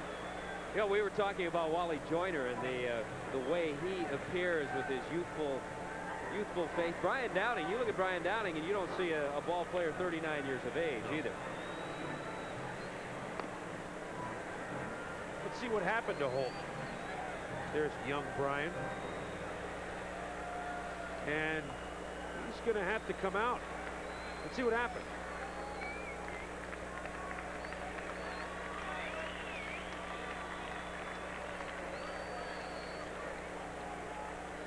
It appears that he's limping, so as he made that pitch, either on the plant of the foot or when he followed through, you can tell right there the way he's getting into the dugout that some sort of an injury that we do not venture to guess on because you never like to do that when you're not sure. But obviously the way Holton walked off the field, hobbling, and the way he entered the dugout, he's hurting. Well, now the Orioles have the option to whoever they bring in to take as long as he needs to get ready. Will be the 3rd Oriole pitcher. And Mark Williamson, who was simply outstanding last year as the setup man for Greg Olson. He's going to get some time if he needs it. This year he spent time in the DL, was lit up a couple of outings this weekend against Seattle. So Frank Robinson has seen his ace get roughed up and his next pitcher get roughed up in a different way. So while Williamson gets ready, we're going to keep it here at Anaheim with the California Angels leading the Baltimore Orioles 6-0. Angels looking to snap out of their 5-game losing streak. They play Baltimore again tomorrow, then 3 with Boston before the Angels go on an 8-game road trip to Milwaukee, Toronto, and Cleveland. So when they go to Milwaukee and Toronto, those will not be easy stops. It would be nice if the Angels had their hitting shoes on before they embark on that trip. You talk about the job Mark Williamson did. As the Angels right now, when you're leading the way they are, 6-0, you can have some fun in the dugout. Newest Angel, Luis Polonia. Did you notice, though, that Doug Rader, even though the right-hander was out there and Holton at the time, left Brian Downing in and didn't make the switch and go to the left-hander, even though Filoni is working on his right-handed swing there. That might awaken sleeping giant. That's right. We're going to see one more shot of that pitch that was thrown by Brian Holton. Watch his left leg, the leg that plants down. Kind of gives way a little bit, twists off to the left. That might have been what did it for Holton. A little bit of a twist to that left knee. And when you twist the knee, it does make you enter the dugout in that fashion. But here we are in the 90s of baseball, and I was going to bring something up to you, and it's a great opportunity with an injury happening. The Angels press guide is the only one I've ever seen that has a medical glossary in the press guide. I mean, this is the age of different injuries and players going on the disabled list, and in the Angels press guide it'll tell you what such things as a brachial plexus might be, or epicondylitis. I mean, I know you were wondering about things like that. I was. And while Tommy will explain what that means, you'll explain what this means. This means that this copyrighted telecast is presented by authority of Major League Baseball. May not be reproduced or retransmitted in any form without the express written consent of Major League Baseball. Chris Berman and Tommy Hutton, bottom of the 6th here at Anaheim. The Angels have busted open a 6-0 lead. Bobby Grich, former Angel, enjoying what he's seeing on the field. Enjoying this one all around. Yes, as well he should.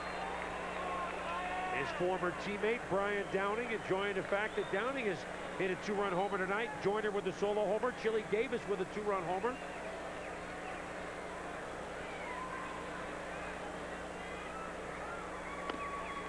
And Williamson's pitch to Downing is a ball, so that evens the count at 1-1.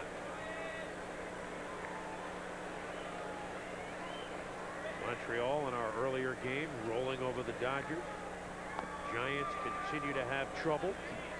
2-1. Pirates bombing the Padres. Houston, you just saw how they won it.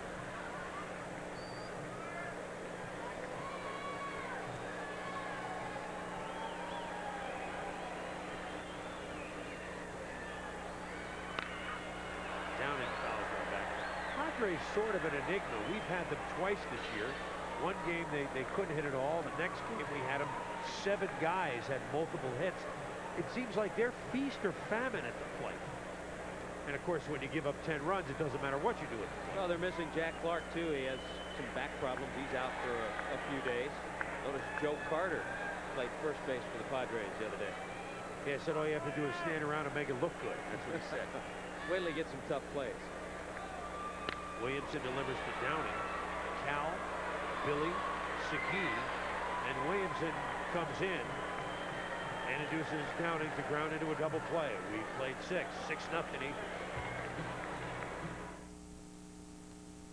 In Seattle, the Mariners hosting the Red Sox in a 1-0 game. Dave Cochran at the plate, runners on second and third. Quintana coming home to Pena, gets Alvin Davis, who doesn't slide. Stays 1-0 in the 7th. Back to Chris and Tommy. All right, John, a pitcher's duel in the Kingdome. That's a rarity. Yes. So is an Angel win. They've lost 6 in a row at home. We came here earlier this year. They were 5-2. Jack Cowell, who batted for Shoe, stays in and plays third base. Here's Cal Ripken to lead the 7th. They were 5-2. They beat Minnesota and Seattle 5 out of the 7 games. Oakland came in and beat him in extra innings, and since then they haven't won again at home. But Doug Rader said, you know, even though we won those games, I could tell at the end of spring, I could tell the first week of the season, we weren't right. Talking to some of the team members, Tommy, they all said you could feel it last year when we came out of spring training. We were right. This year we just had the feeling we were not. And I guess you can feel things subtly as a ball player. And the Orioles, no secret that they need some runs. This just in.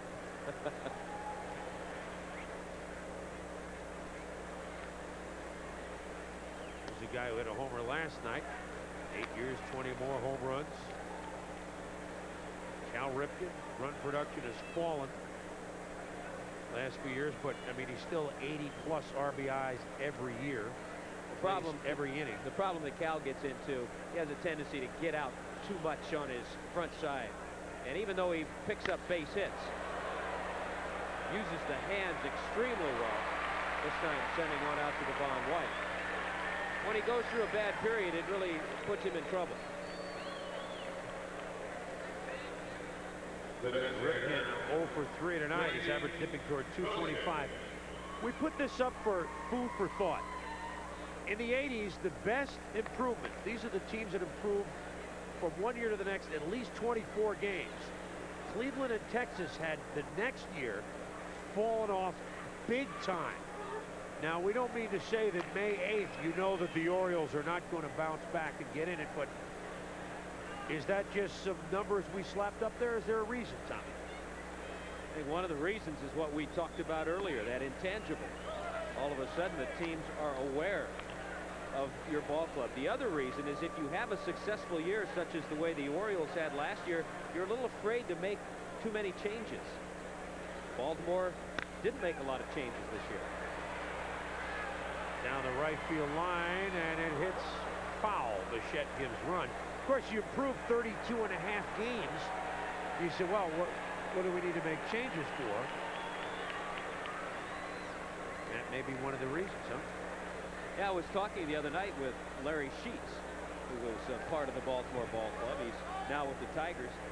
And the other thing that he mentioned, talking about the Orioles' improvement last year, everybody had a superb season. You can't expect that every year either, for everybody to have their best season.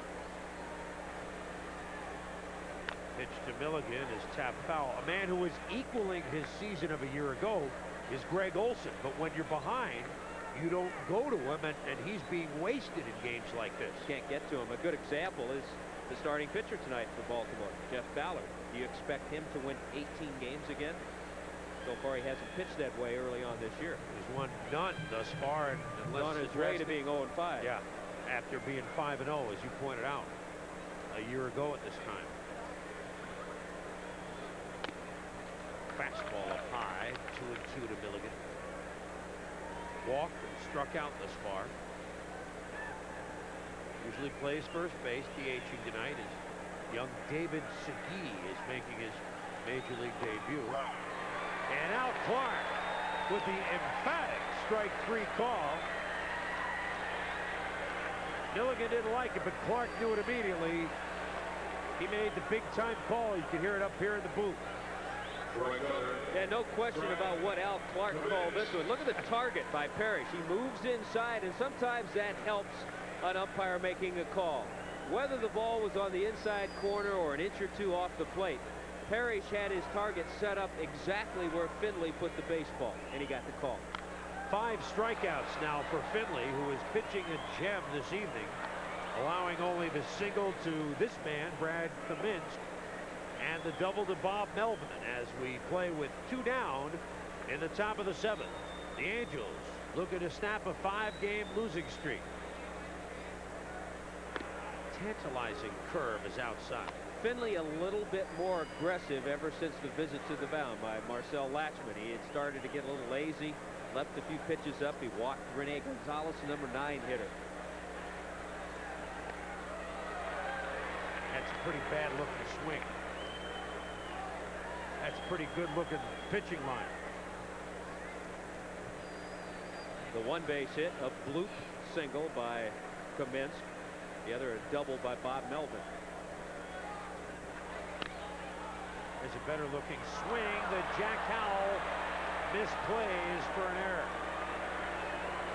So Jack got uncorked at the plate, but still's got to get the cobwebs out with the glove. Well, I had mentioned that Doug Rader doesn't lose anything by making the move, and Howell pinch hitting for Rick Shue, because Howell normally is a very solid defensive third baseman. But the ball runs up on him, catches the heel of his glove, and he's charged with an error. And you know what this means? David Segui could ground into another double play. Nope, he can't because they're two-way. So he has You're right. one doesn't break mean for that. him. I'm sorry. I say. So Segui, the happiest guy here at the ballpark right now. Although that fouled off his foot, there was. Sorry for missing. There were two. I couldn't contain myself. I said, no, please. A little different than the International League, huh? Leading the league in hitting. He's come here for 2 at-bats, 2 double plays. And you know, as a youngster, just being called to the major leagues after fouling the pitch off his foot, a visit by the trainer, there's no way that David Segui is going to say that thing hurts. He can't feel it. He won't feel that till tomorrow. No. He won't tell anybody about it for 2 weeks. But he has hit extremely well. You know, he's been up for about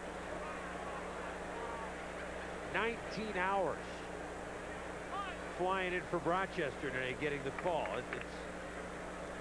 He'll have better rest at some other plate appearances, I'm sure. And his father must be so proud. Diego Segui, Kansas City A's, and then a list of thousands. That's all the good news. The bad news for David is that he'll have to come out here and face Mark Langston tomorrow night when the Orioles play the Angels.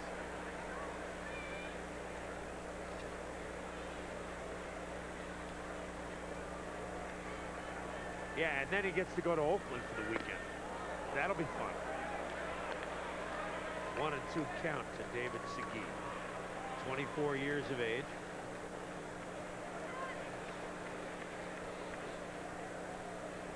Hitting .349 with Rochester. Sam Horn, collision last night at the plate with Orton. And here's Segui with a ball to right. He has his first major league base hit.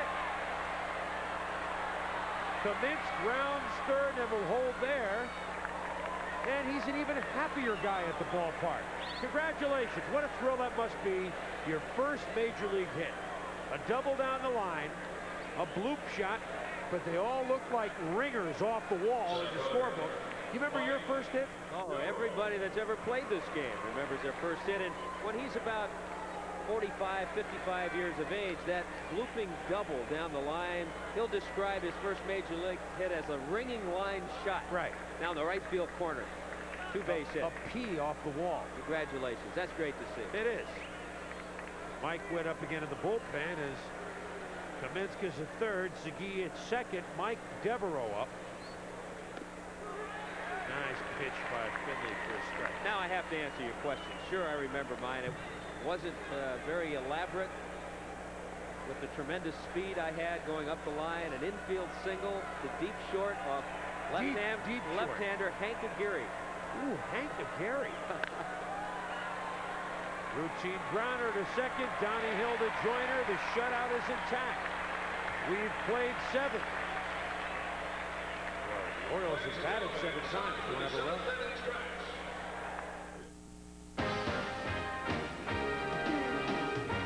ESPN Baseball Tonight, brought to you by Canon.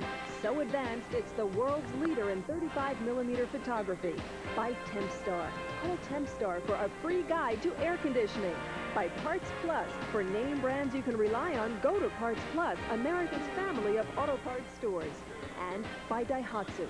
Since 1907, the small car specialist from Japan.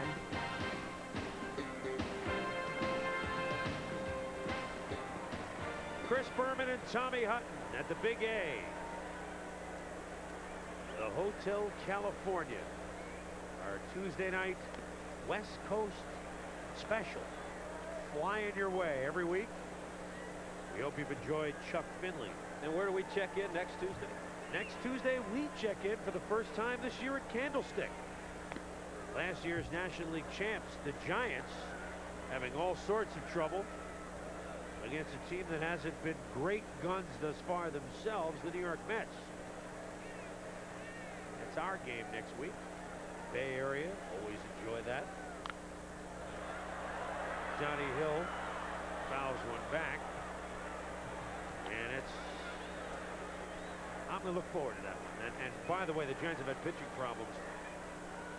They're going to see if they can work Juan Marichal that game. Maybe that'll straighten them out.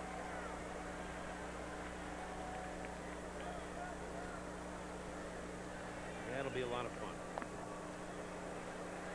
Maybe we'll get Frank Viola. He's been nothing short of sensational for the Mets.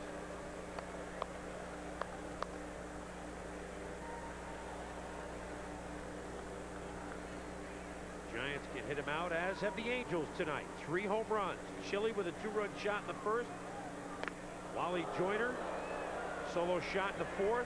Brian Downing, 2-run homer in the 5th.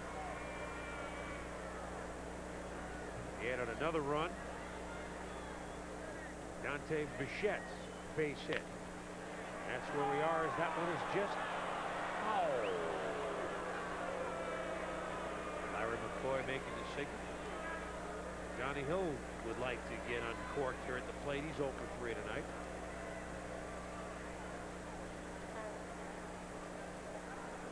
Mark Williamson, 3rd Oriole pitcher. Ballard did not last through 5.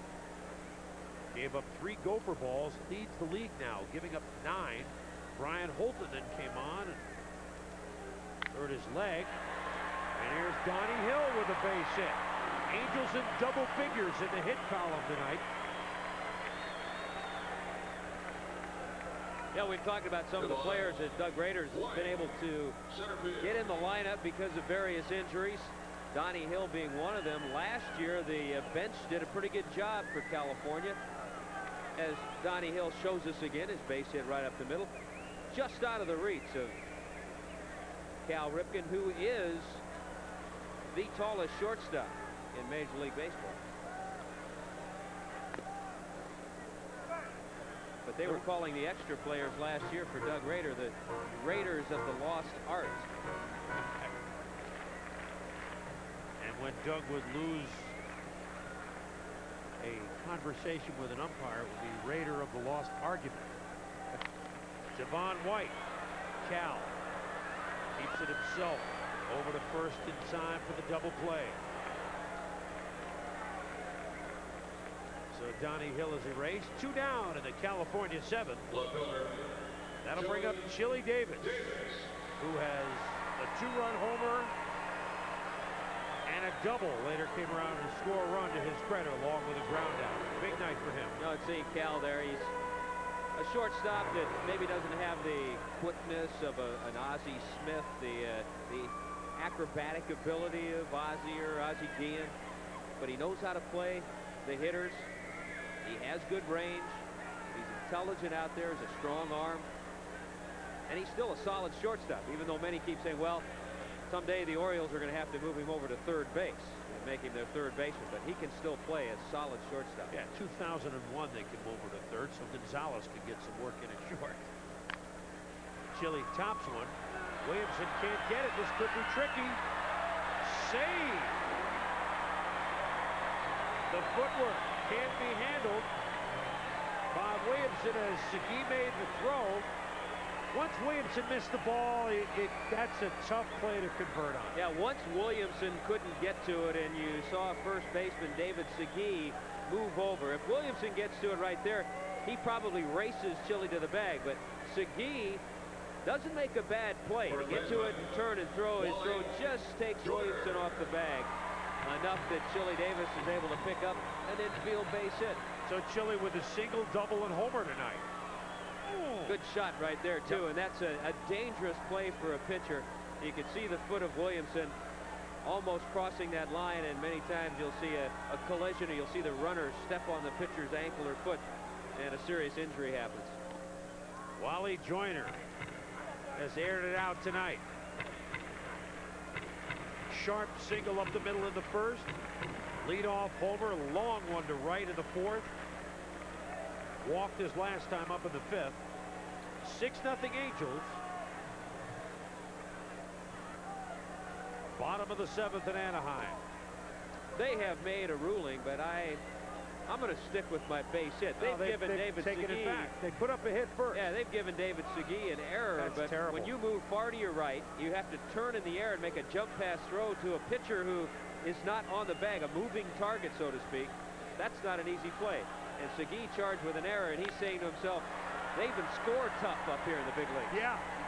Good thing he got that double in, or else that's this is a a tough total error. wash. Because he is, by all account, and everybody we've talked to, an excellent fielding first baseman for a youngster. We talked with one of the Oriole coaches, Johnny Oates, this afternoon, and he said, he mentioned the name Keith Hernandez. Now, when you start talking about fielders at first base in that category, he obviously can field the position, Ken Segui. So can this man. Yep. 4 errors last year. That's all. .997 fielding percentage.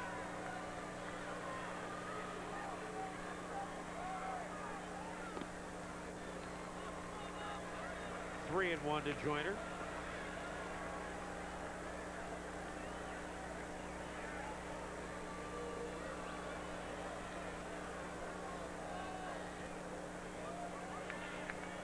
Williamson. Wally hits one deep to left, but it's curving.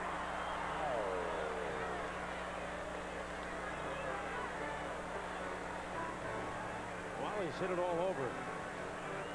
And that's the type of hitter he is. Line drives to left center, right center, and as we saw in the 4th inning, home run power. And a quick rise to the minors. Played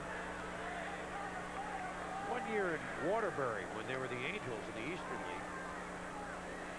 Full count pitch. And Wally is aboard for the 4th time today. And I met him at the All-Star game in Houston as he made it. Remember, the All-Star team is rookie year. So, you know, you were playing in a charity golf tournament in Waterbury. 1-4 in my mind. I really wanted to meet you then. Al Jackson was making yet another call. And I said, well, Wally, the table's turned now. I've been the guy that's wanted to meet you. He can play in some charity golf tournaments if he likes. He's got the good swing. Here's a guy with a pretty good swing himself. Dante Bichette. Began the night hitting .287. 2 for 2 and a hit by pitch. As Joe actual retail price begins to loosen up in the Oriole bullpen.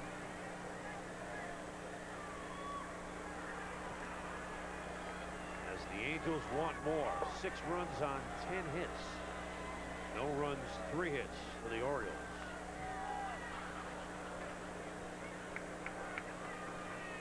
In a heartier lineup, Devon White hadn't done anything batting 3, but Chile on base 3 of 4 times. Joyner on base all 4 times, batting 5th. Bichette on base all 3 times, batting 6th. You're in for a good game if that happens. A little nubber. Williamson's going to have to hurry. Hey, Segui did a nice job digging that thing out. Take his error away, will you? We're gone after 7, 6-0 California.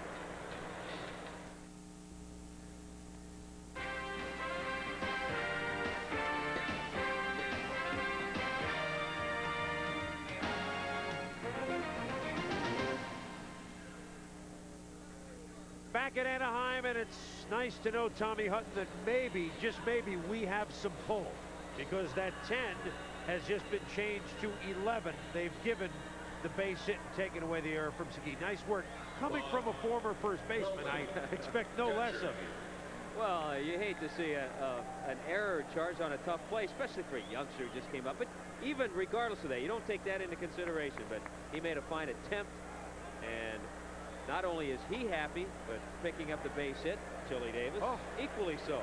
No harm, no foul. That's right. You know, we've talked about David Segui. Greg Walker, formerly the White Sox, has recently been signed by the Orioles. He's at the AAA level, and they hope to have him ready. And possibly, had he played some more games, they wouldn't have brought up the youngster. They would have brought up Greg Walker. They want to see how he plays down there. I think everybody rooting for Greg Walker. Oh, yeah. We saw him in spring training at Ed Smith Stadium in Sarasota. He felt good about the way he was swinging the bat then. Bob Melvin. 2-1 count to him. Chuck Finley has allowed a single base hit in each the 5th, the 6th, and the 7th. 5 Ks, 2 walks, spinning goose egg. Melvin fouls it back. Brian Harvey warming up just in case. And Finley has thrown 111 pitches. there's his control tonight. He's really nipped the corners very well and altered his speed very well tonight. He looks like the all-star pitcher of a year ago. 2-2 offering to Melvin. Ken Anderson. So Wally Joyner. And there's one down. What's going on at the Kingdome? That's why we have John Saunders. And I'll tell you about it. The Red Sox and the Mariners. Reed on the mound. Mike Brumley shows the bunt, but then swings away. Everyone had moved in, so it gets through the hole. Dave Valley comes in. He had doubled. That tied the game at 1-1. Right now, they're in the 7th. Back to Chris and Tommy. All right, John, down the coast here in Anaheim, top of the 8th. It's been all Chuck Finley and Angels long ball.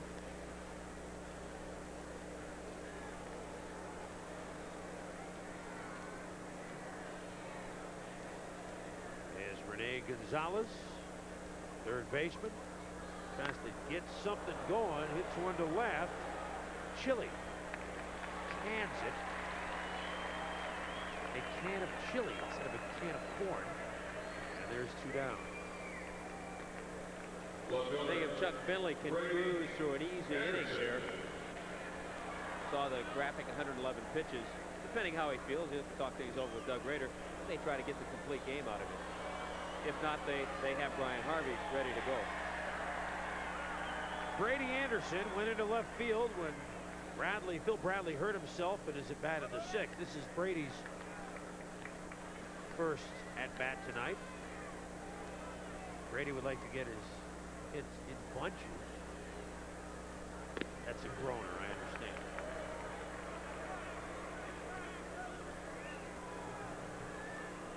Count is 1-1. Tough assignment for Brady Anderson. Hasn't played much, but hitting .313 going in. But this one gobbled up by Ken Anderson.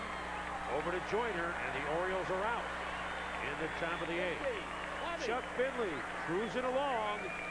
6-0.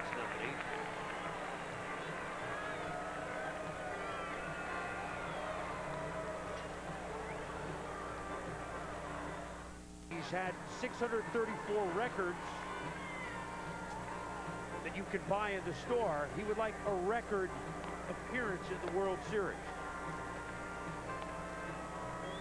Is this his year? And look at Bert. He was upset with the way he pitched last night. Yeah.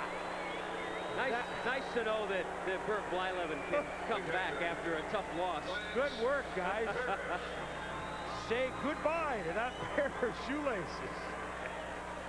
Bert be home Blyleven. Just acts like nothing's happening. You know what was interesting to talk about him? He's 4th on the all-time strikeout list. I mean, you have Nolan, Carlton, Walter Johnson, Bert. You wouldn't necessarily think about him. He's been around for a long, long time and has been giving hot foots for a long, long time.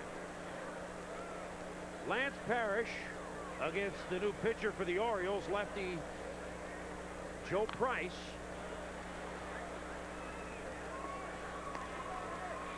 You know, it's interesting. We're looking at 2 pitching staffs tonight. Neither one has a complete game this year.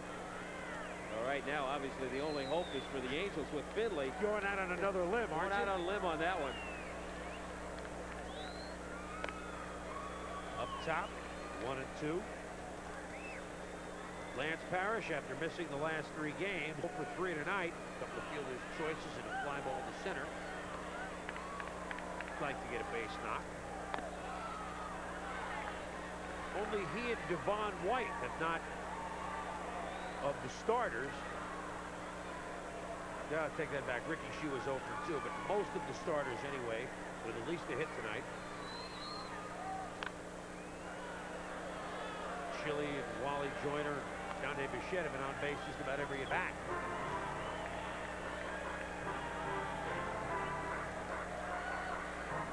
Charles Theodore Davis began things with a 2-run homer in the first. Wally Joyner with a solo home run, and Tantalizing curve from Joe Price. Punches out Lance Parrish. It's always been a good pitch for Joe Price. A big curveball over the top. And this is exactly the pitch he uses to strike out Lance Parrish. And no, that is not an optical illusion. That's a called third strike. And Lance knew it immediately. Yeah. Of course, there's no need to sit up there and beat with a 6-0 lead and your pitcher trying to finish it out with a complete game. Not the right time as the catcher to turn around and say something to the home plate umpire. Yeah, which is a good point, too. It always makes you wonder about catchers when they do have an argument with an umpire. Segui, nice play over to Price, and that retires Jack Howell. You know you're going to have to go back there the next inning, and especially when your pitcher has a good game going, you're going to have to go back there, maybe hope for a few calls. So you don't want that umpire to get on the other side all of a sudden. Takes kidneys. Well, he's been around the block a few times, Lance Parrish. He knows that, so he just made the about face, headed back to the dugout. He'll get him back here tomorrow night offensively, but right now on his mind is to get Finley through the 9th inning. Kent Anderson fouls one back. Anderson is single in 3 trips tonight. 273 average. Did a nice job filling in for Schofield. Price working quickly, and Anderson fouls back. 6-0 Angels, bottom of the 8th. Smiles for the first time in a week on the Angel bench. Wally Joyner, home run tonight. Pitch up top for a ball, 1-2. Glad you could join us here out west. Time had been called on that pitch, so no pitch. So it is not a ball. First base umpire Larry McCoy had called time. Glad you could join us out in Anaheim this evening for the Angels trying to bust loose from a 5-game losing streak. And Joe Price punches out Kent Anderson. We're going to the 9th. Angels, big lead.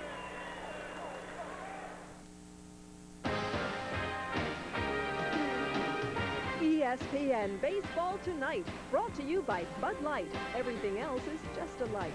By Canon, so advanced it's the world's leader in 35mm photography. By Peerless Do-It-Yourself Faucets. Peerless installs in no time, lasts a long time. And by Olympic. These guys are smart.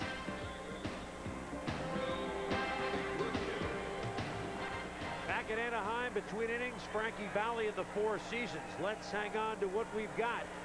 Chuck Finley trying to hang on. Well, he's hardly hanging on, allowing 3 hits to 8. Hang on for his first complete game since July 20th last year against the Tigers, a 4-3 win. He only has 1 career shutout. That came last year on May 26th, a 1-hitter against the Red Sox. And the leadoff man, Billy Ripken, has fouled out on 1 pitch to Wally Joyner. And obviously the call of Frank Robinson not to make Chuck Finley pitch. Billy Ripken going after the first pitch. Here's brother Cal. Chuck Finley looking every bit like the pitcher that went 16-9 with a 2.57 ERA last year. Second lowest ERA, only Saberhagen had a better one than starters. Cal Ripken, those numbers are not Ripken-like numbers, 2-2-2. Cal a little more patient taking that first pitch. See if you can think of the other 3 left-handers in Angels history that have won 16 or more games. You know what? Frank Shenanadackery might be one. Is Clyde Wright one? And Clyde Wright is the one that a lot of people won't get. Wait a minute, and here's a pop-up to Joyner. This gives me a chance to use one of my old favorites, Jeff Wrath of Zahn. Did I get him? You got him. It's not in front of me, honest, right? Thanks. Clyde Wright, Frank Tanana, Jeff Zahn. Even you made me sound smart tonight. What a utility player you were.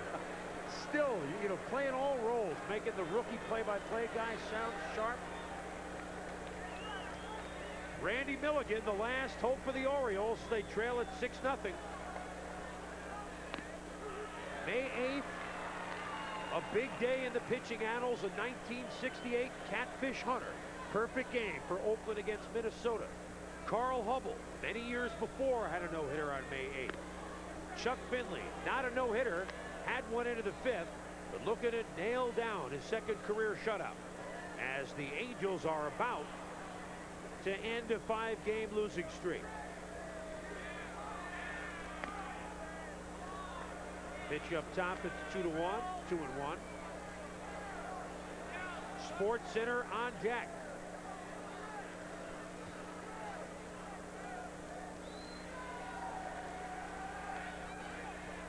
Outside, it's 3-1. Milligan has walked and struck out twice against Chuck Finley. 6'6", 212 pounds, went to Northeast Louisiana, or Monroe, Louisiana.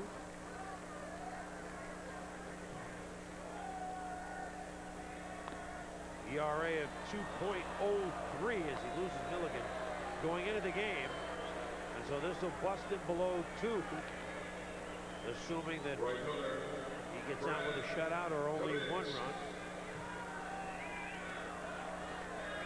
You know, you start thinking of the Angels, too, breaking out of this losing streak with a win tonight, and Finley getting back on track. Langston is 2-2, has pitched okay, but not the way they had expected. He's going to turn it around. He's going to start winning a few ball games, putting together a 3-4 game win streak. Blyleven, a start ago, was brilliant against Baltimore, was cruising last night and kind of became unglued, but he's going to pitch better. Yeah, Kirk McCaskill has a 2.76 earned run average.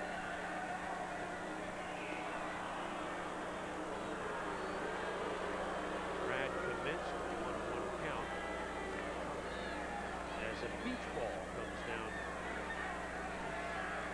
behind home plate.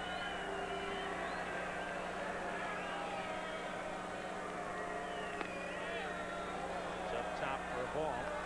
You see beach balls all over baseball, but my personal feeling is that if you're in Anaheim, maybe Dodger Stadium, Jack Murphy Stadium in San Diego, then it's okay. They're not far from where they really should be.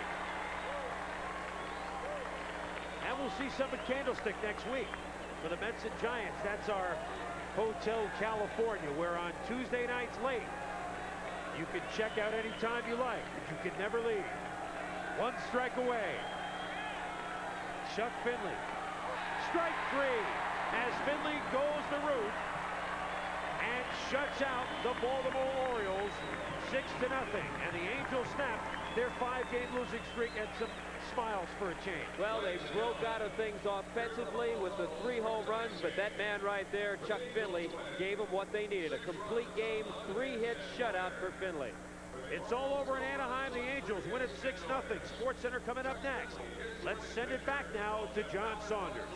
Thanks a lot, Chris and Tommy. 6-0 is the final. As you said, a 5-game losing streak comes to an end for the California Angels, and with it, they managed to stay 9.5 games behind the Oakland A's. Let's check the scores, and then we'll get you over to Sports Center in just a moment's time. The A's winners over the Yankees. Oakland has won 8 of their last 9. McGuire 2 for 4 with 2 runs batted in. Sanderson and Nelson combined on a 6-hitter. Ron Kittle had 2 home runs as Chicago keeps pace, beating Toronto 4-1. Gary Gaetti knocked in the game-winning run with an RBI single as Minnesota beat Cleveland 6-5. Nolan Ryan lasted 2/3 of an inning, his shortest stint since September 19th, 1988. Gave up 6 runs, 10-5 Kansas City over Texas. Detroit a loser to Milwaukee 7-5, but Cecil Fielder had his 12th home run of the year. He's had 5 in the last 3 games. Boston and Seattle tied 1-1 in the 8th inning. In the National League, Andre Dawson had 2 home runs, 3 for 5, knocked in the game-winning home run in the 11th inning, a 2-run shot. San Francisco a loser to the Mets. Magadan had 2 runs batted in. LaValliere with a 3-run home run. Van Slyke with a 2-run shot. Pittsburgh over San Diego 10-2. Tim Wallach had a pair of home runs. Montreal beat the Dodgers 9-1. Philadelphia and Houston. Ramirez with a double scores the game winner in the 10th inning. Right now, though, let's get to break, and we'll be back to wrap it up in just a moment. Your final score, once again, the Angels all over the Orioles, 6-0.